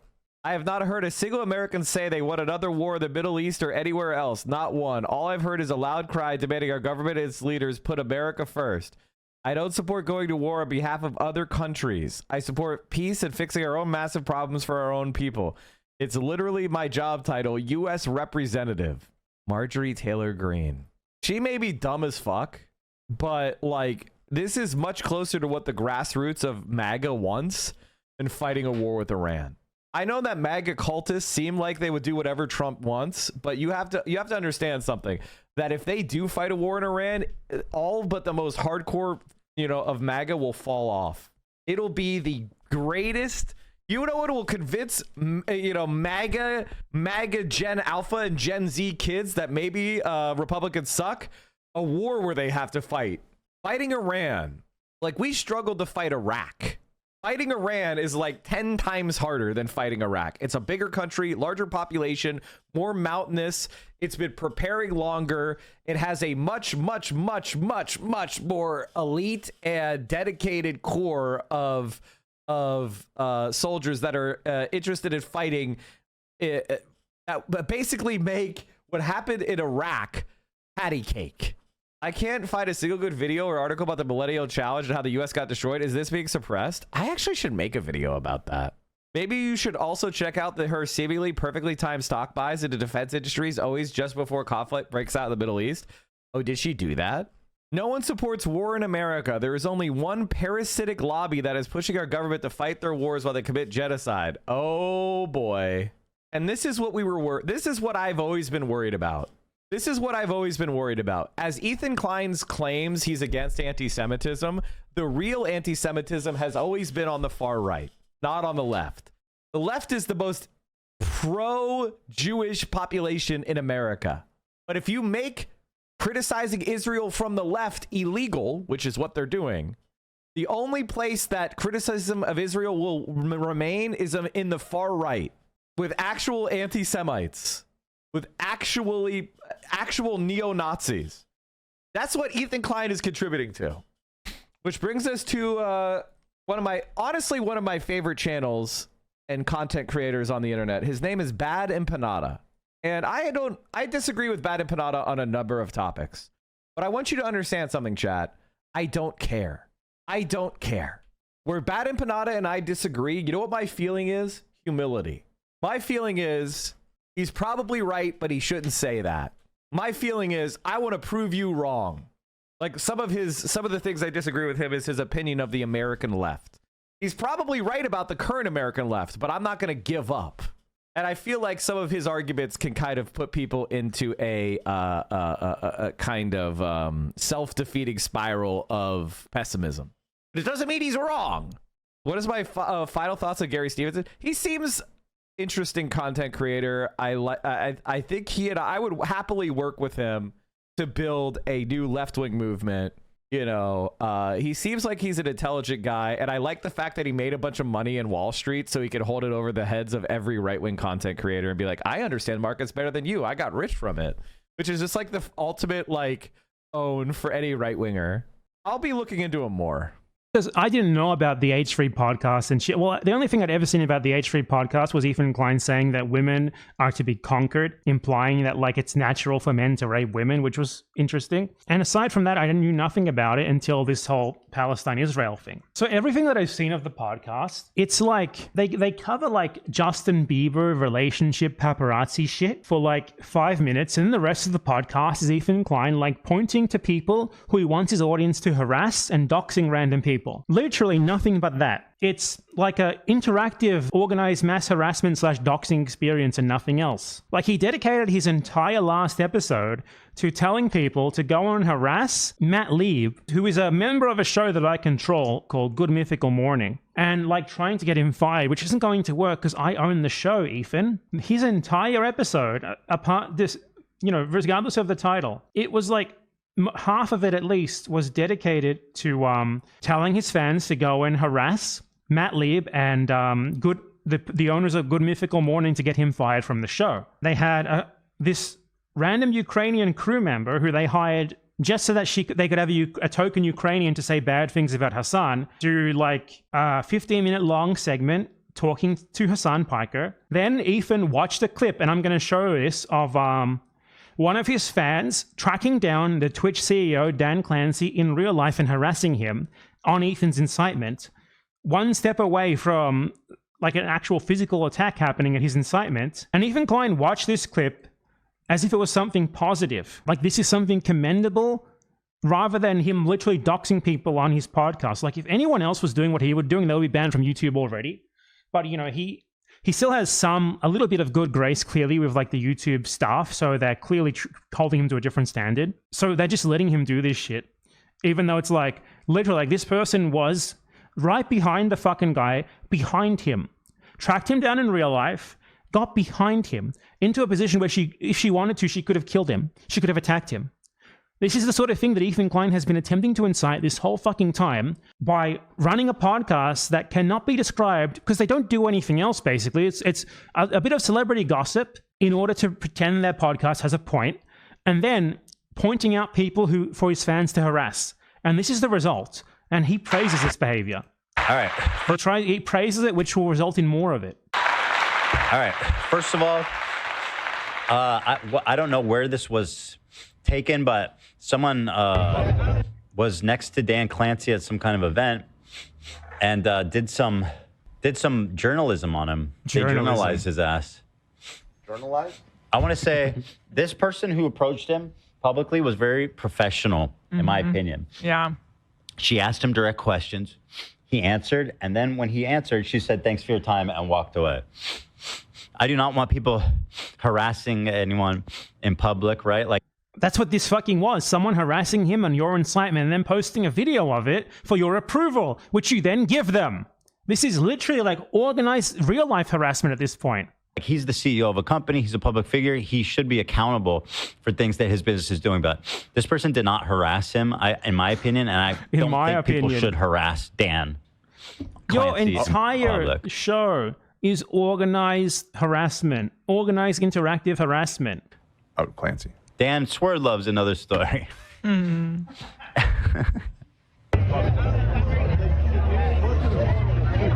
Hey Dan, do you have any comment on why you won't let Ethan Klein stream on your platform? The Hassan content nuke? He is. Like he got banned twice.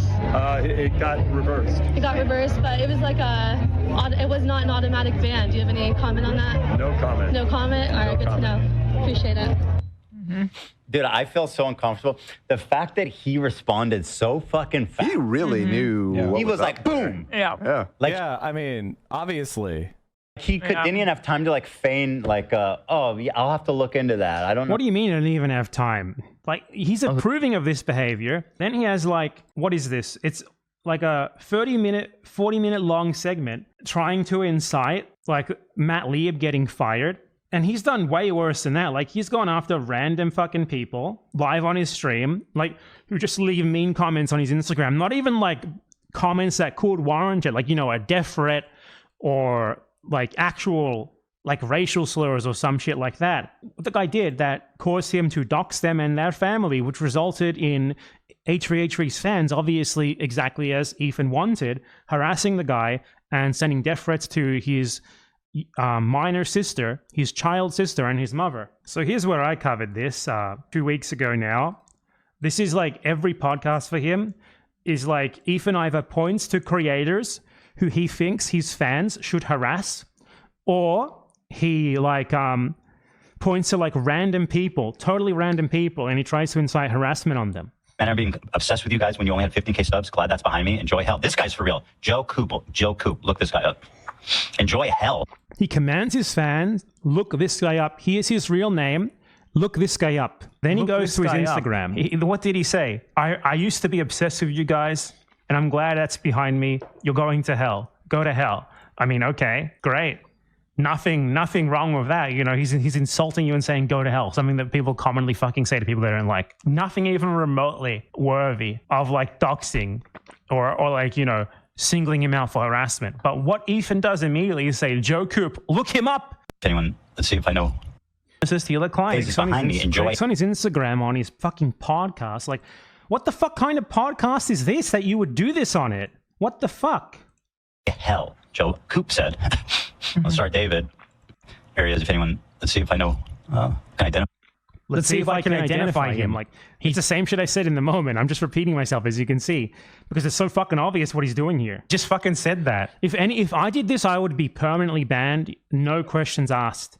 And Ethan does this like it's nothing. And then he starts scrolling through his Instagram saying, let's see if I can find his family members. Let's see if I can find out where he lives. Oh shit, that weenie truck he's in front of, that's in Dearborn. And then fucking capo, AB, I don't know, what's his name? Abdul? I'm going to go with Abdul. What the fuck else could AB mean? AB Ayad. Abdul Ayad. I'm going to guess that's what his name is. This fucking capo who's paid to enable this shit is like, oh yeah, I know where that is. He lives in Dearborn. That's where he lives. If you want to find this guy, wink, wink, nudge, nudge, that's where he lives. As Ethan Klein brings up like pictures of this guy's house and his family, he's like, oh yeah, I know where that is. Just in case you guys want to track him down and find him. Yeah, I thought I tried. I mean, it used to in like the 60s. Look, he just brings up his mother. Unless there's multiple. Which one's Joe? Let's see. Finds a picture of his family. When I was like in my last stream talking about Ethan, I was like, I don't understand the appeal of this podcast. What the fuck is it for? And it's hemorrhaging viewers clearly, but the ones who remain are there because they like the doxing. They like the harassment. They like participating in like interactive harassment campaigns at this guy's command. That's really the only reason for it. It's all about this. Like, they don't even really cover drama. It's like a doxing and harassment podcast, which like occasionally includes like maybe an hour out of like 3 hours talking about like Justin Bieber or some shit to give them an excuse for the other 2 hours, which is just them trying to direct harassment at people they don't like. They do this with everyone, like whether it's a creator or like a random person, and Ethan uses Instagram stories to do this even more. It's like a truly 24/7 interactive doxing and group harassment experience. And Ethan tries to claim that it's not doxing because, you know, they have a public Instagram account or something. But that's what doxing really is, at least legally. It can be two things, like colloquially, which is releasing private information that is not public and the person has never made public intentionally at all, or it can be like sharing someone's personal information, even if it's public, for the purpose of spurring harassment against them. And that is how it is defined in California law. When you dox specifically for the purpose of inciting harassment against someone, you share even public information like someone's real name, their family members and stuff like that, and you say, look at this guy, go harass him. Or like what Ethan said there, like, look at him, look into him. Let's see if I can identify him. That's when it often becomes illegal. And that's what he did. Very clearly illegal. Like his entire podcast is just this, complaining about either creators who he wants people to harass and try to mass report, because all that he can do now is mass report because he's so insane that he's lost whatever clout he used to have with the actual like employees of the platforms. So he can't just point at people and get them banned anymore like he's used to. So he just does mass reporting and like organized harassment, or like if it's not a creator, he like doxes and their family members and tells you to like go and contact them, and like their mother and their fucking underage relatives start getting random messages from his fans. I've received like horrible death threats that I went over in my last stream about Ethan that I'm not going to put here because that video almost got taken down by YouTube for including what those people said to me. I had to like appeal it and it remained up. I don't want to risk it again. But like I have received probably at least 3 to 4 dozen very like descriptive death threats from Ethan Klein fans, often under their real name. A lot of the people who send these seem to be like, they look like their children, which is, I guess, gives you an idea of the sort of audience that Ethan Klein has. So yeah, I mean, that's what his podcast is really dedicated to. Recently, he doxed another random guy who just a guy who left a chat message like laughing at him in like the poker live stream chat, which he was apparently reading like a hawk. Here is some fantastic Instagram stories of Ethan Klein doxing a random guy. A guy joking, saying, I called CPS on you, I'm right here. Ethan Klein watching the live chat of this event that he was supposedly participating in like a fucking hawk. Screenshots that, and guess what happened? Guess what he does? He tracks down the guy's Facebook, connects it to his YouTube username, and posts it publicly to direct his fans to like attack this guy in real life. By the way, the idea that if you have, can I just say this for Ethan Klein to be very, very clear? Ethan Klein thinks that if you have a social media account, which can in any way be linked back to a public social media account, that you are now, according to Ethan, a public figure deserving of having your family looked into, and now your family can be contacted. That's what Ethan Klein believes. If you post a comment that says Ethan Klein is bad, Ethan Klein thinks that now makes you a public figure, and therefore it's not doxing. This is Ethan Klein. This is the entire point of his podcast. Literally posts the guy's Facebook account. This guy is 59 years old with 8 children, and he's still doing this shit. What else is there to say? His podcast is just an organized doxing and harassment, which clearly is not as good. You know, it's not as appealing to people as his whatever they did before he started doing this was, given that he's hemorrhaging viewers, less subs every time, less viewers every time. The ones who remain are there because they are like new viewers who have joined because they like this sort of thing. They love like interactive doxing and harassments. They just want like the guy to tell them who to dox and harass next. Or it's like super fans, like absolute obsessives, who became enamored with them beforehand and who are just going to be there until the end of the day and forever, and they will do whatever he wants. I think he's really overestimating the number of big H3 fans. I think he's really underestimating the number of people that are actually like big H3 fans. I think a lot of it is people that are more anti-Hassan, that are kind of jumping onto what seems like a relatively large community in order to accomplish their goal of attacking Hassan. I think most of the people that do kind of the most toxic doxing behaviors are really like, you know, either from, you know, right-wing doxing communities and then of themselves, or DGGers, and just kind of more like Hassan snarkers that are jumping into the Ethan beef. And what's really happening is that Ethan Klein's core audience is kind of like falling off, right? Like 40,000 down in the last 14 days is a lot. Wow, that's a lot. And you kind of just see more of a kind of a general decline of subscribers, you know, just kind of just a general decline. Did they change how this looks like shit now? What did they do? What did Social Blade do? They got rid of all their nice detail. I want to look at the viewership. What the fuck? It looks like shit now. Dude has been working at social media for years, and you would think he'd be able to recognize this. I mean, like, at the end of the day, I think this is fine because making being an H3 fan kind of embarrassing is in general a good idea. Because for some reason, like, this weird parasocial shit that they have going on worked on them. And now they just in there forever. They're lifers. What a weird thing to be obsessed with.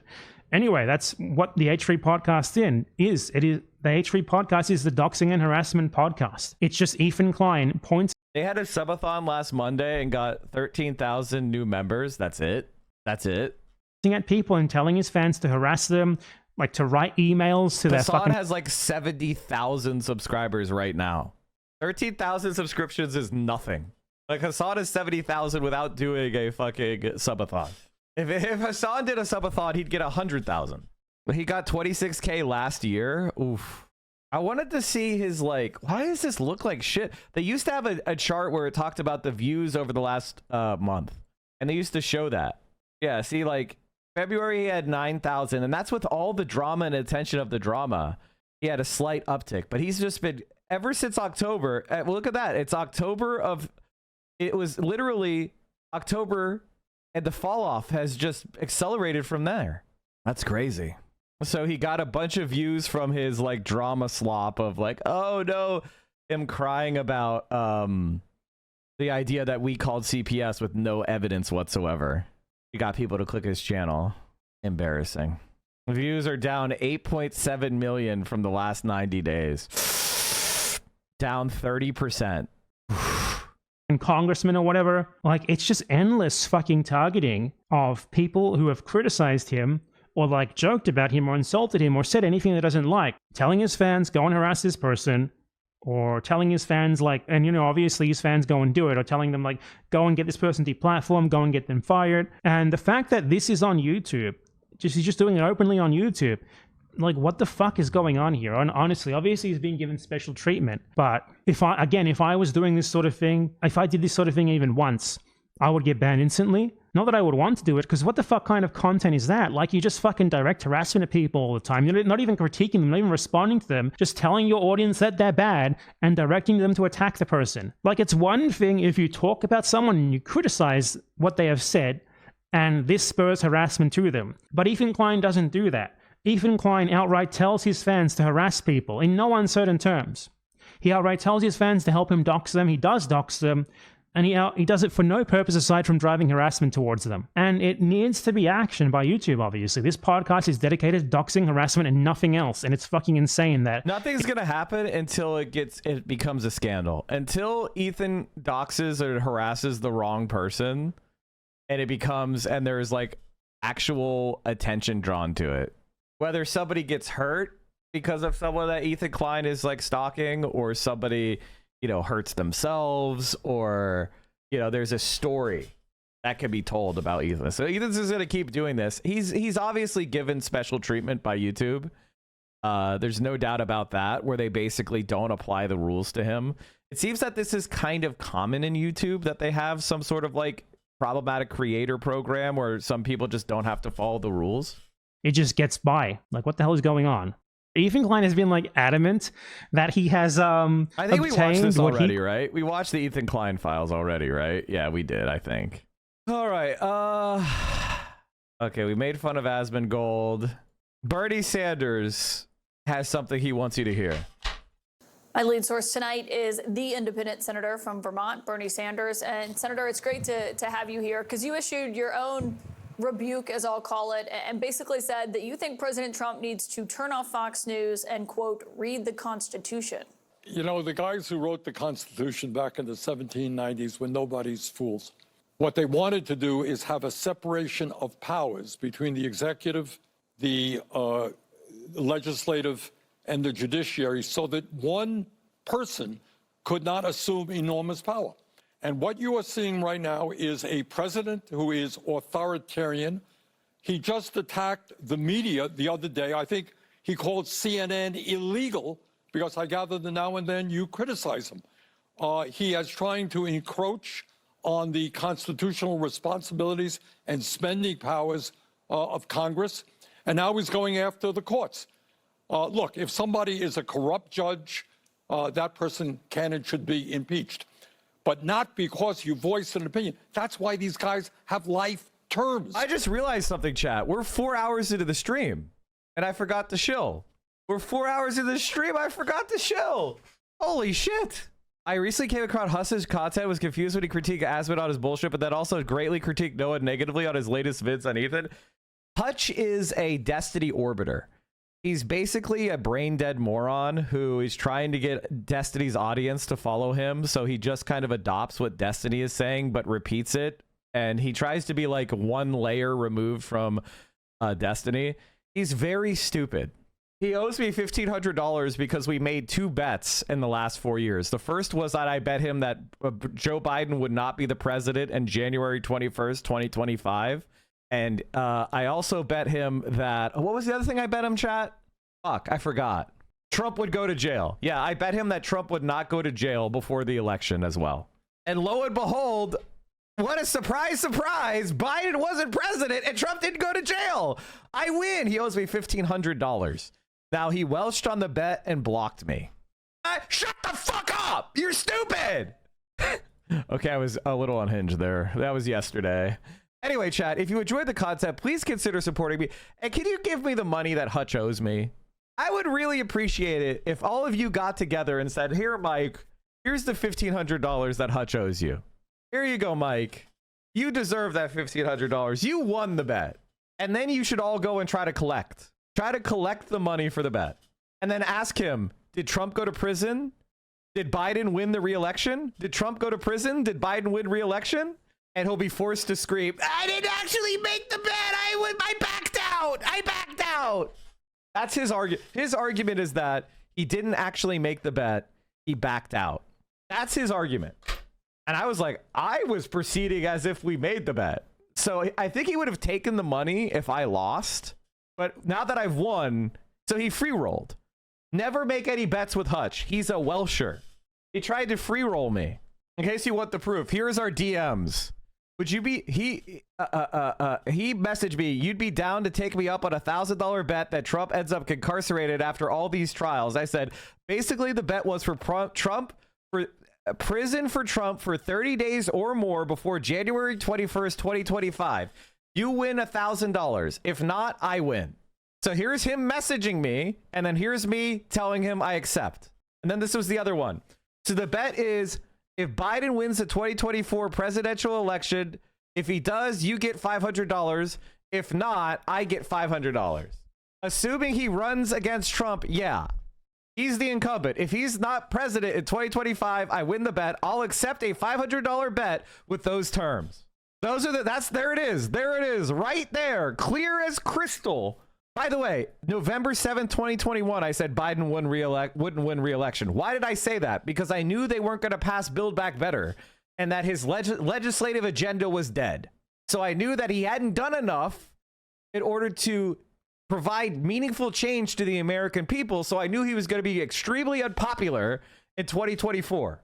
So I was like, oh yeah, he broke all his promises. He's going to lose. And this one I made in 2023 because I knew that there's no fucking way Donald Trump was going to go to prison as the Republican nominee for president. Our system cannot handle that, where like a major party nominee is not going to go to prison. Okay. They were going to slow roll it until after the election. So the whole criminal shit was completely irrelevant. The only way Donald Trump would be defeated is if he was defeated electorally first. But Hutch is a dumbass and he thought, oh yeah, no, the institutions are going to save us. Oh no, yeah. And he thought the pathetic loser legislation they passed, the bipartisan infrastructure bill, was going to be enough to save Biden and make Biden popular. He was dead wrong. In fact, not only was he so dead wrong, he was willing to put money up. Well, not really. He was lying when we made the bet. Hutch is a bottom-feeding scum. And the reason why he's a bottom-feeding scum is he's supporting a Democratic Party that will not resist Trump by attacking the left. You know what? I will say it. In terms of his influence, he's just as bad as Benny Johnson, Ben Shapiro, Candace Owens. Like, he's just as bad. How are you attacking the left after you just got humiliated, Hutch? Everything you said she should do, she did, and it failed utterly. And Donald Trump is showing you what a president can do. You allowed yourself to be convinced that the parliamentarian, guys, the parliamentarian. I want to see people like Hutch gain more and more power at the Democratic Party, because the reality is that the Democratic Party is irredeemable. The Democratic Party has to be destroyed, just like the Whig Party was destroyed. And somebody like Hutch, they will destroy it faster. Did you cover Hutch's reaction? No, I don't cover Hutch's reaction to anything. Is there a new Call of Duty map out? Maybe I covered that. Considering how consistently wrong he is, I already listened to enough morons be professionally wrong all the time on the Republican side. You want me to also listen to professionally wrong morons on the liberal side? I'm sorry. Has that man ever had a correct take? Maybe you should pay Michael from Pennsylvania the $500 or $1,000 that he had. $1,500, because there's 2 bets. I think he owes him money for that bet.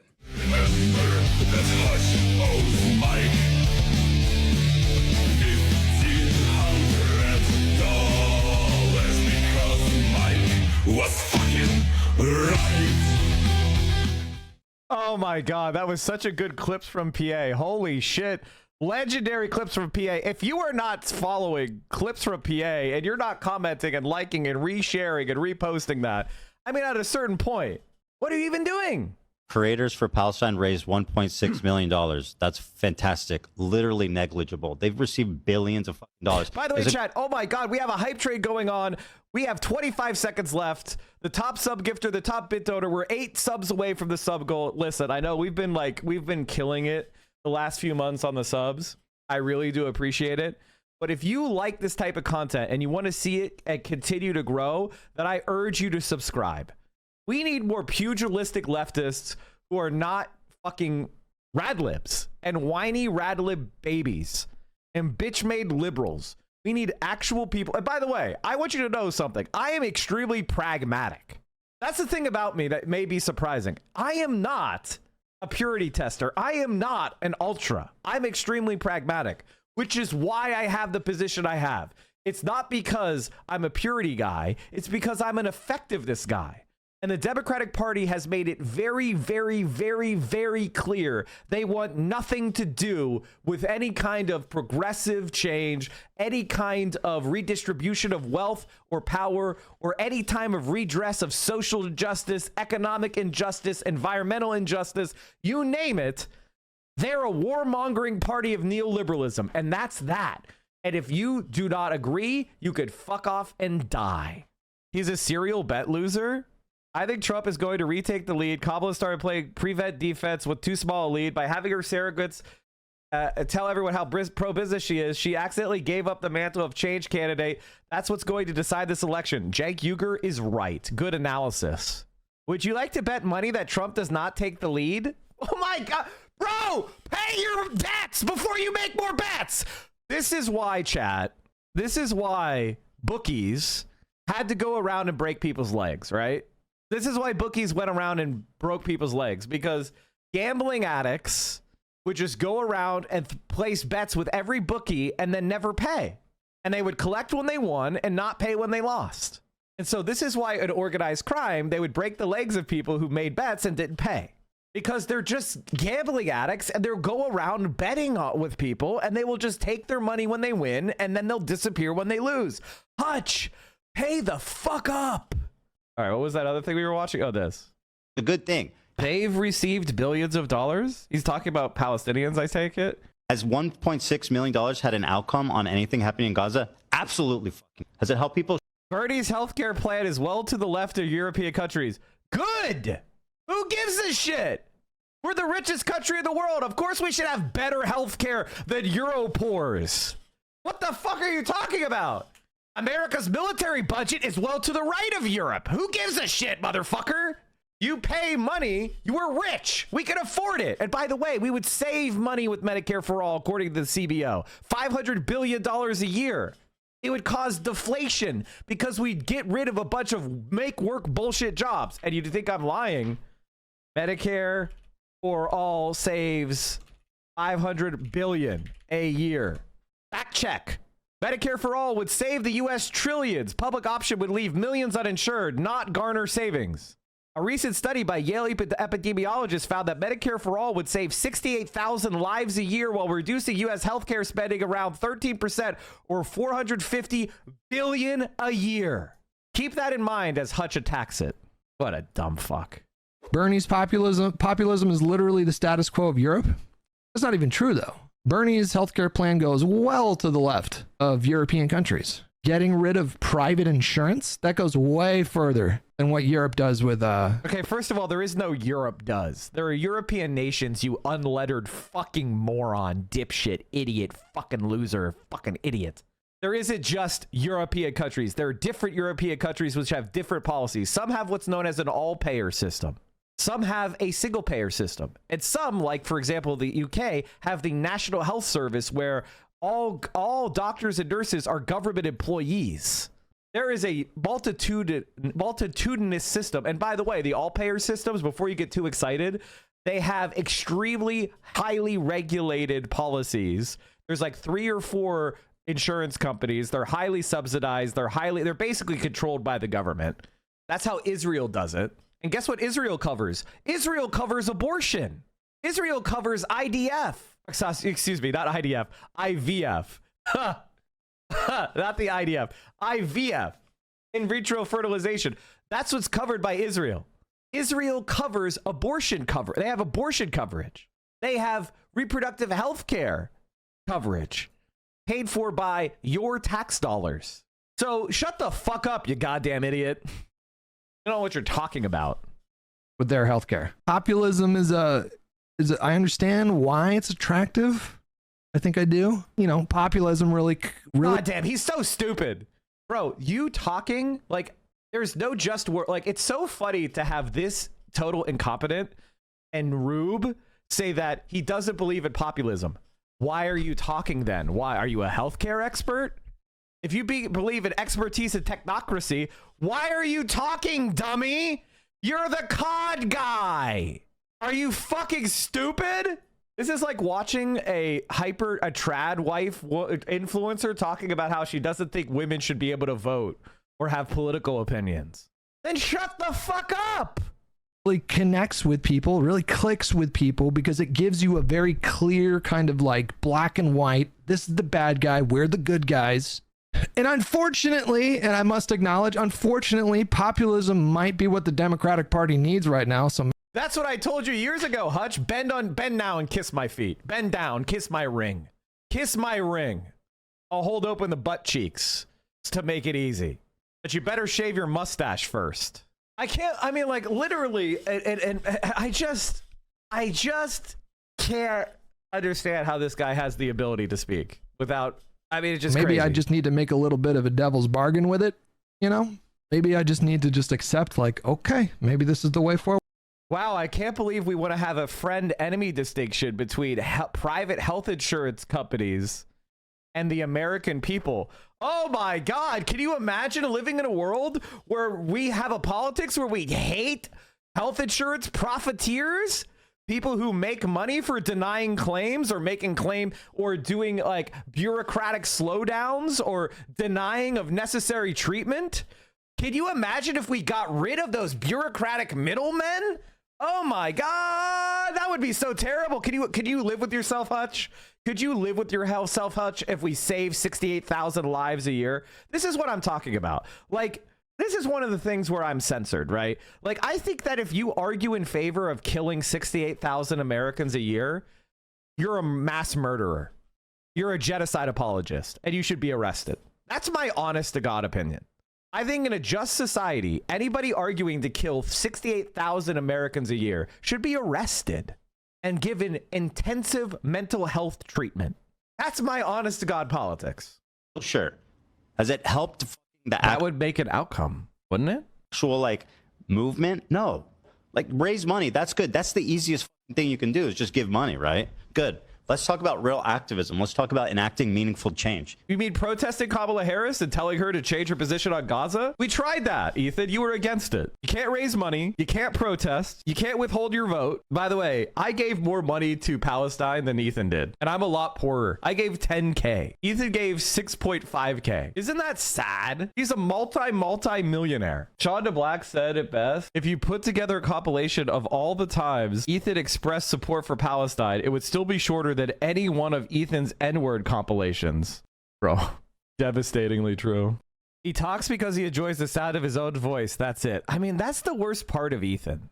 That is the absolute worst part of Ethan, is he just makes these noises. It's crazy that Americans pay for the bombs and taxes and donate from their own pockets to support the people the bomb get used against. Yeah, I'm really sad that I have to do that. And I know that the best thing I could do is change political minds. First of all, Bernie Sanders, oh my God. The supplemental private insurance stuff. Jesus fucking Christ, he's so fucking stupid. He's legitimately a stupid asshole. So they are immune from these types of attack, and they can be objective in their judgment. And just the word here, in the last number of years, and I'm not a great fan of Chief Justice Roberts, you have had decisions from the Supreme Court on Citizens United, which allow billionaires to buy elections. No one really wants to brand all private insurance, not even Bernie Sanders. Oh, so Hutch was just spreading misinformation again. Sanders has released a Medicare for All bill, which would basically have the government provide health insurance coverage for all Americans the same way Medicare already provides coverage to retirees. Here's the thing. Sanders' Medicare for All bill doesn't ban private health insurance. What it does ban is any private health insurance that duplicates the coverage offered by the government. For example, if Sanders' Medicare for All system covered hospital stays but not dental work, the private insurers would still be free to offer plans that cover dental needs. In fact, Medicare already bans any private insurers from offering the same coverage it offers. Canada's single-payer system does this too. Here's the thing. Hutch is stupid. I want you to understand something. Hutch is a dumb fuck, right? He doesn't know what he is talking about. He is a dummy. And that's why, if you were to clip this and send it and say, hey, Hutch, Mike took a look at what you were saying and found out that you're a dumbass. And it turns out that Medicare for All would save 68,000 American lives per year and $450 billion a year. So we would save 68,000 lives and save $450 billion a year while also not banning private insurance, which you were so worried about. So you don't know what you're talking about. You are incompetent. Stop talking about politics. Go back to being mediocre at COD. One of the worst decisions in the history of the Supreme Court.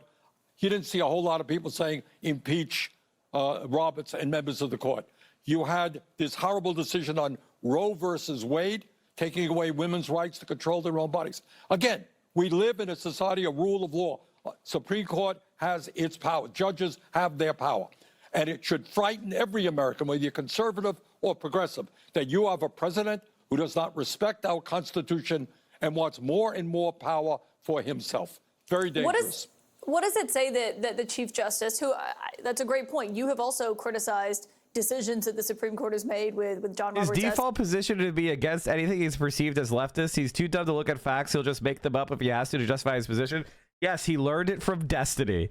Destiny was basically like, this is Destiny's politics in a nutshell. And a lot of the people that follow Destiny, which is, what are Mike and Hassan saying? I'm going to reflexively just say that's wrong and then Google to find supporting evidence for that position.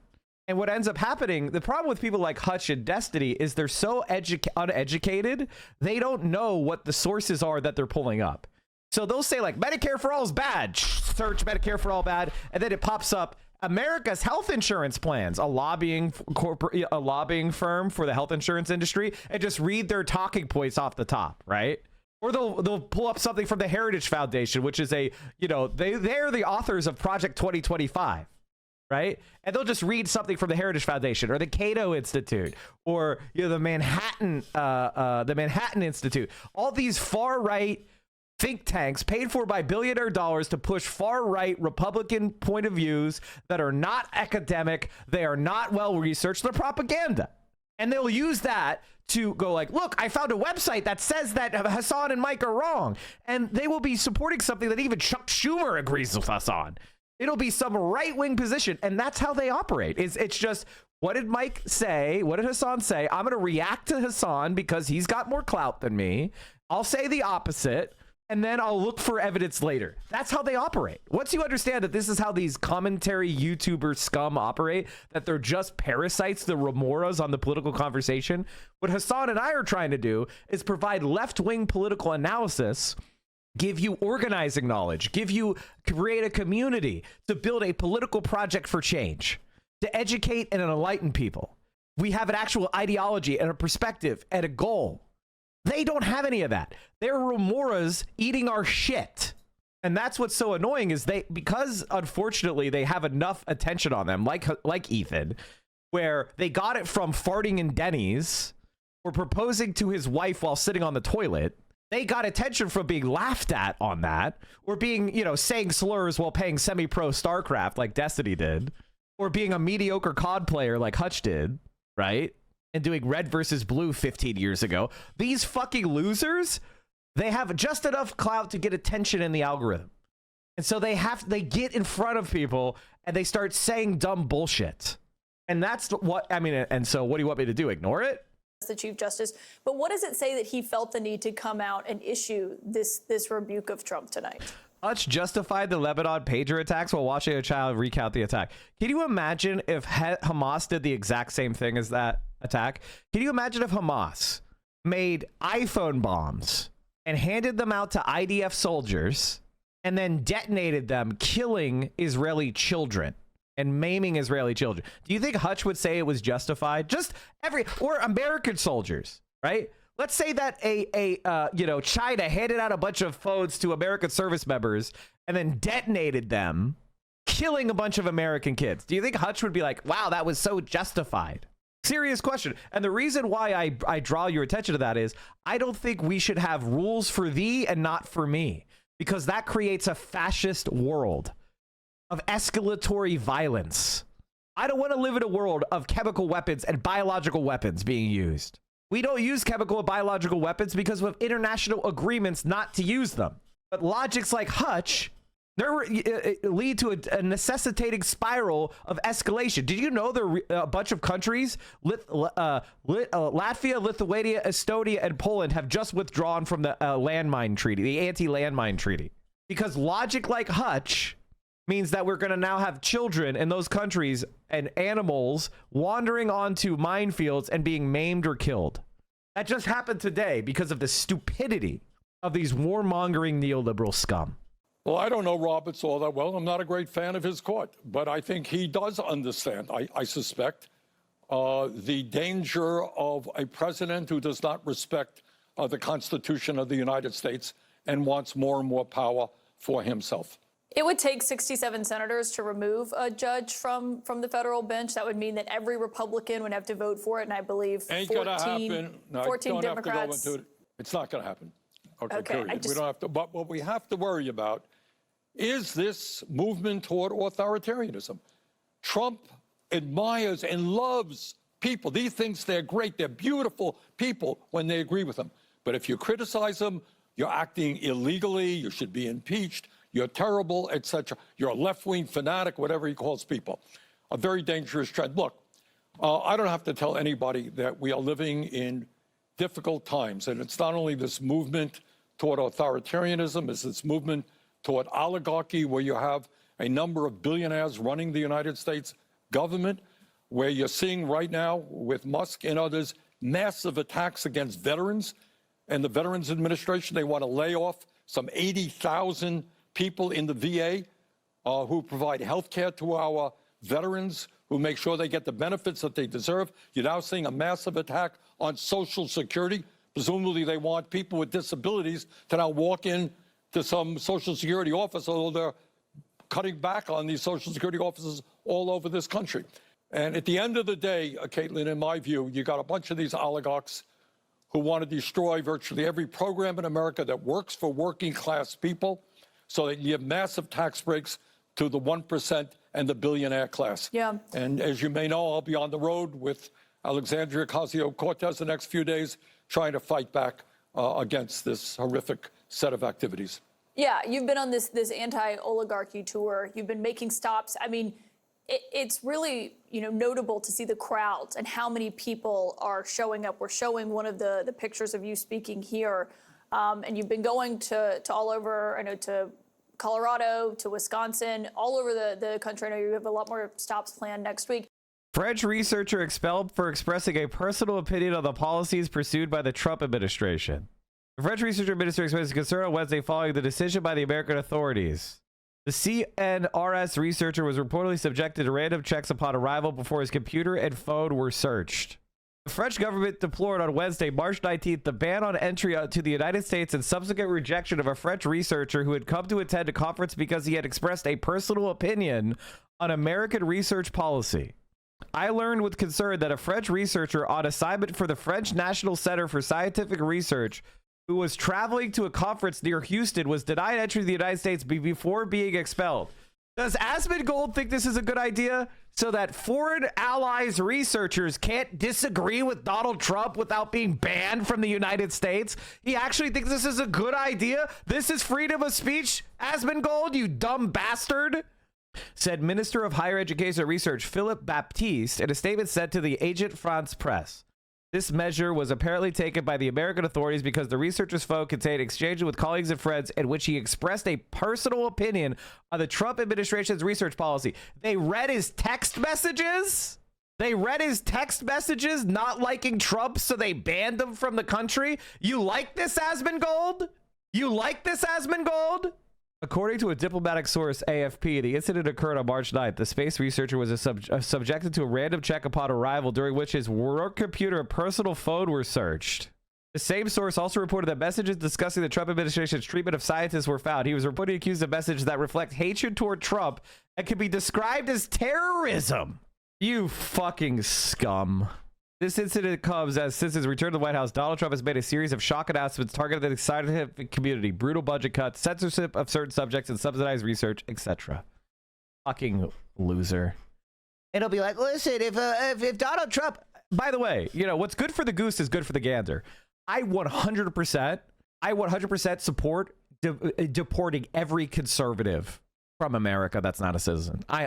You know what? I'm behind it. I'm behind it. We'll do a political test.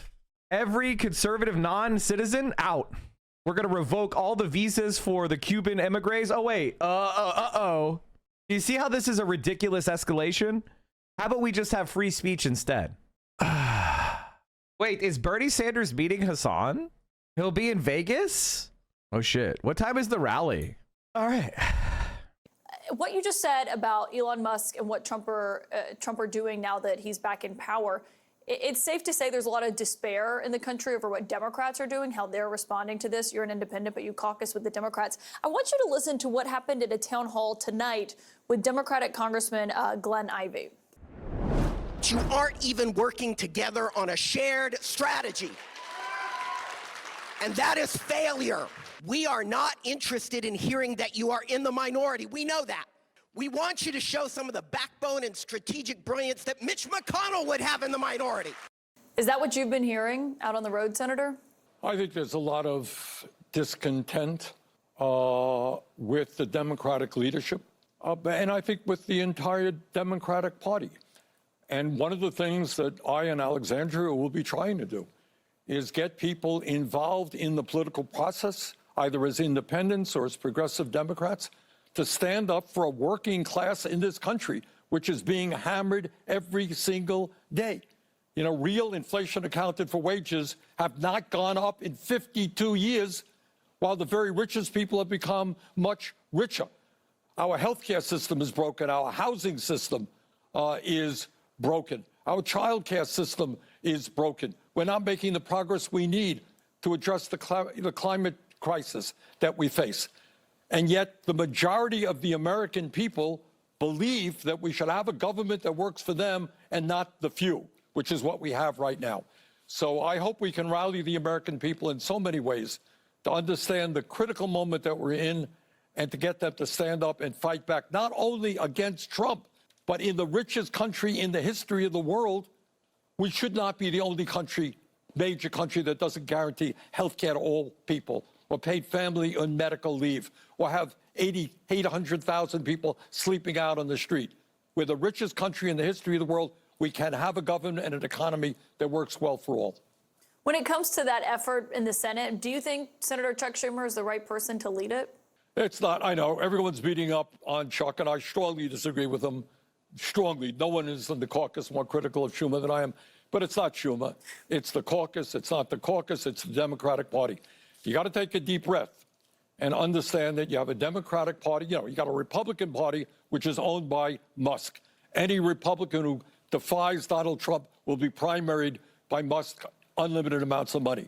In the Democratic Party, you got a party that is heavily dominated by the billionaire class, run by consultants who are way out of touch with reality. The Democratic Party has virtually no grassroots support. So what we are trying to do is, in one way or another, maybe create a party within the party of bringing millions of young people, working class people, people of color, to demand that the Democratic Party start standing with the working class of this country and take on the very powerful corporate interests that have never had it so good. You've been out on the road hearing that from voters with Congresswoman Alexandria Ocasio-Cortez, as you mentioned. People are saying she should primary Schumer. Do you think she'd be a formidable opponent if she did? I don't want to go. Look, the issue right now is not worrying about a primary 3 years ago, 3 years from now, whenever it's going to be. That's media stuff, Caitlin. That's not what people are worried about. It's Democratic voter stuff too, though. Wake up.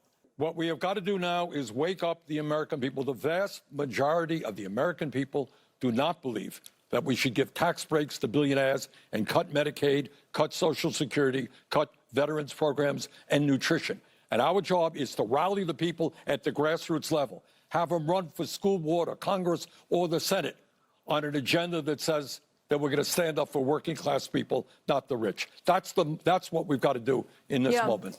And certainly, I mean, we have seen this at your town halls, and for people who haven't been watching where you've been going, I mean, your stops across the country. It's been quite fascinating to see just the audience reaction.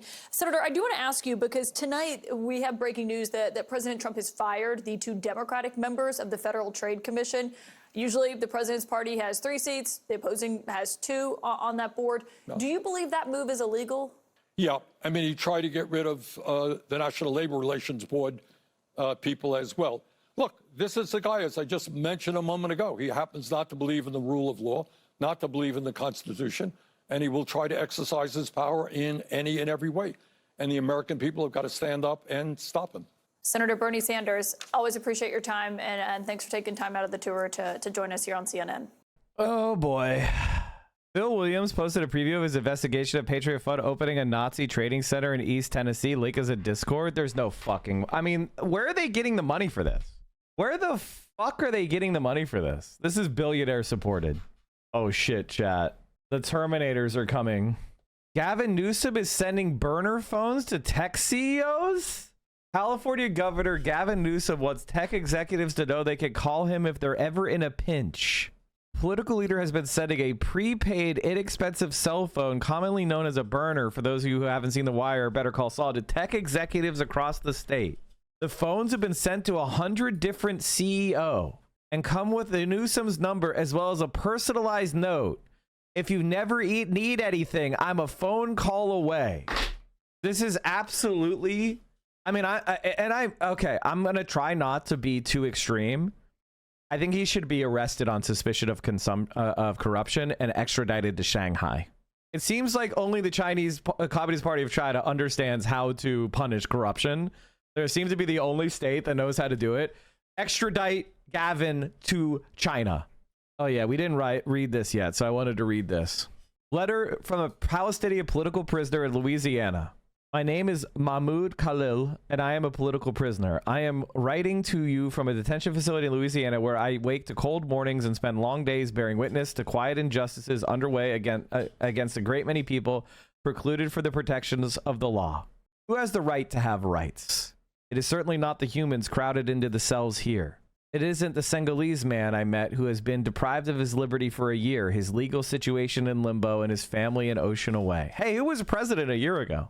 It isn't the 21-year-old detainee I met who stepped foot into this country at age 9, only to be deported without so much as a hearing. Justice escapes the contours of this nation's immigration facilities. On March 8th, I was taken by DHS agents who refused to provide a warrant and accosted my wife and me as we returned from dinner. Here's the thing that I would say, chat, and I want you to be very clear. Any kind of agent tries to talk to you, just say, I don't answer questions about my day, and walk on. Don't confirm your identity, move the fuck on. Assert your right to remain silent, move the fuck on. If you were inside a building and a cop knocks on your door, don't open the door. Speak to them through the door and say, what do you want? If they ask to come in the house, say no. If they say they have a warrant, it has to be printed and signed by a judge. Force them to provide the paper underneath the door through a mail slit. Do not ever allow an ICE agent into your home unless they offer a signed warrant from a judge.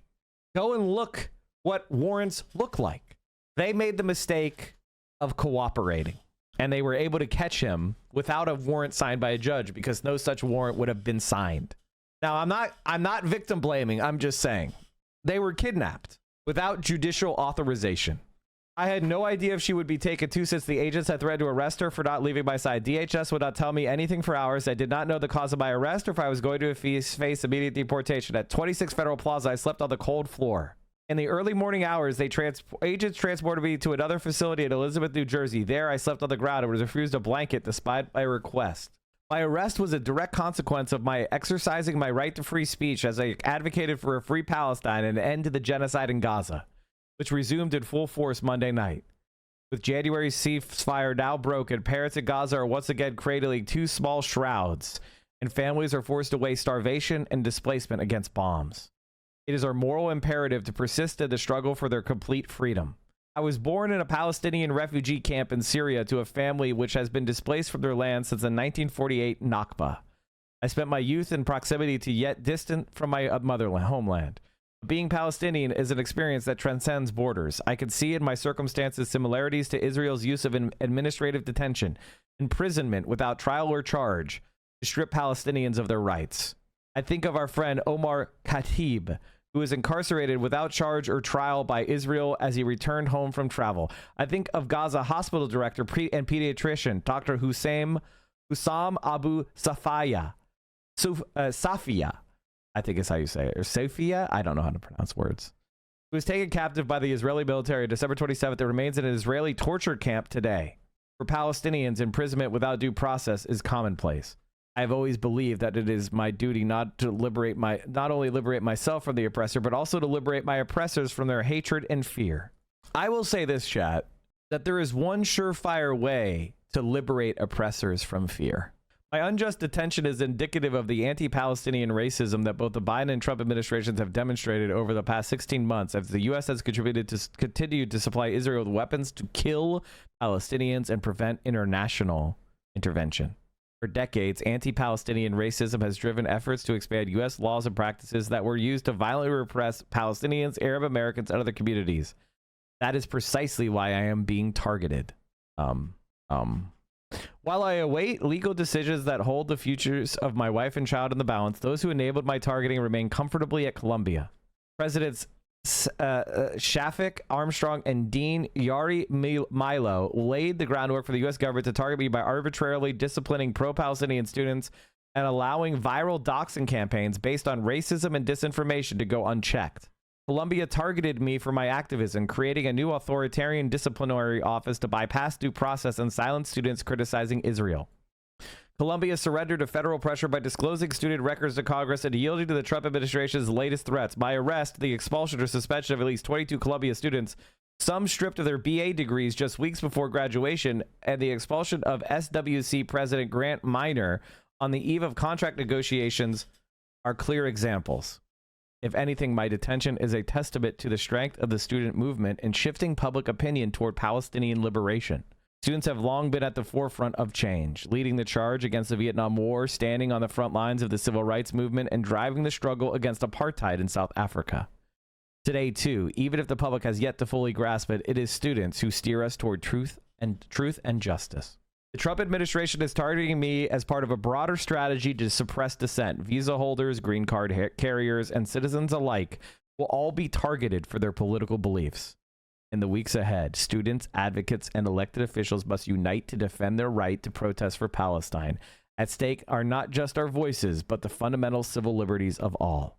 Knowing fully that this moment transcends my individual circumstances, I hope nonetheless to be free to witness the birth of my firstborn child. All I know, chat, is that this isn't just drama.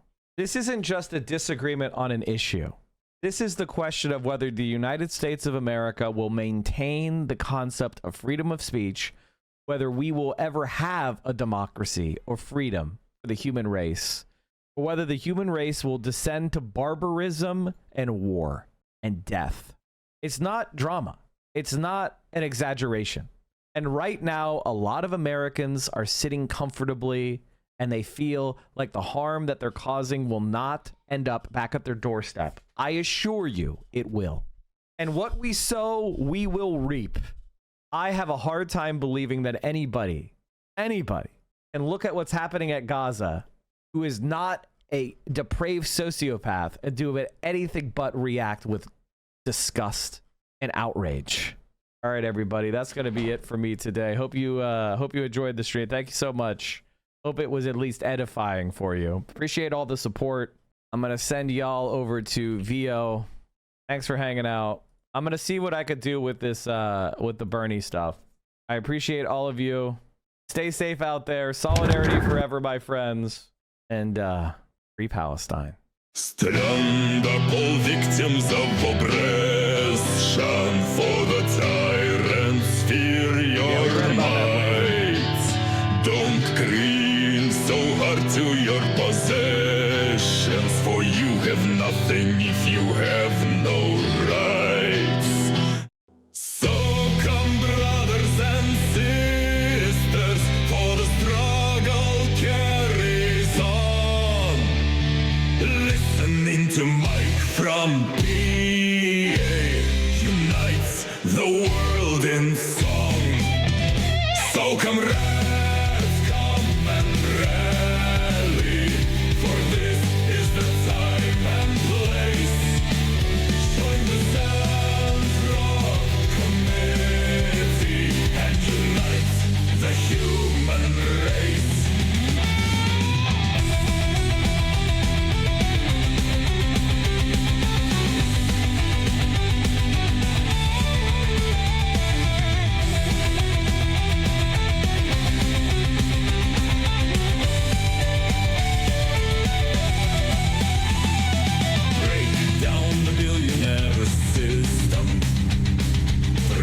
Down the bourgeoisie to see the end of capitalism. We must set Luigi free. Demand that health care be provided, as well as housing and food security. We'll build high-speed rails and revolutions with heads of billionaires and solidarity.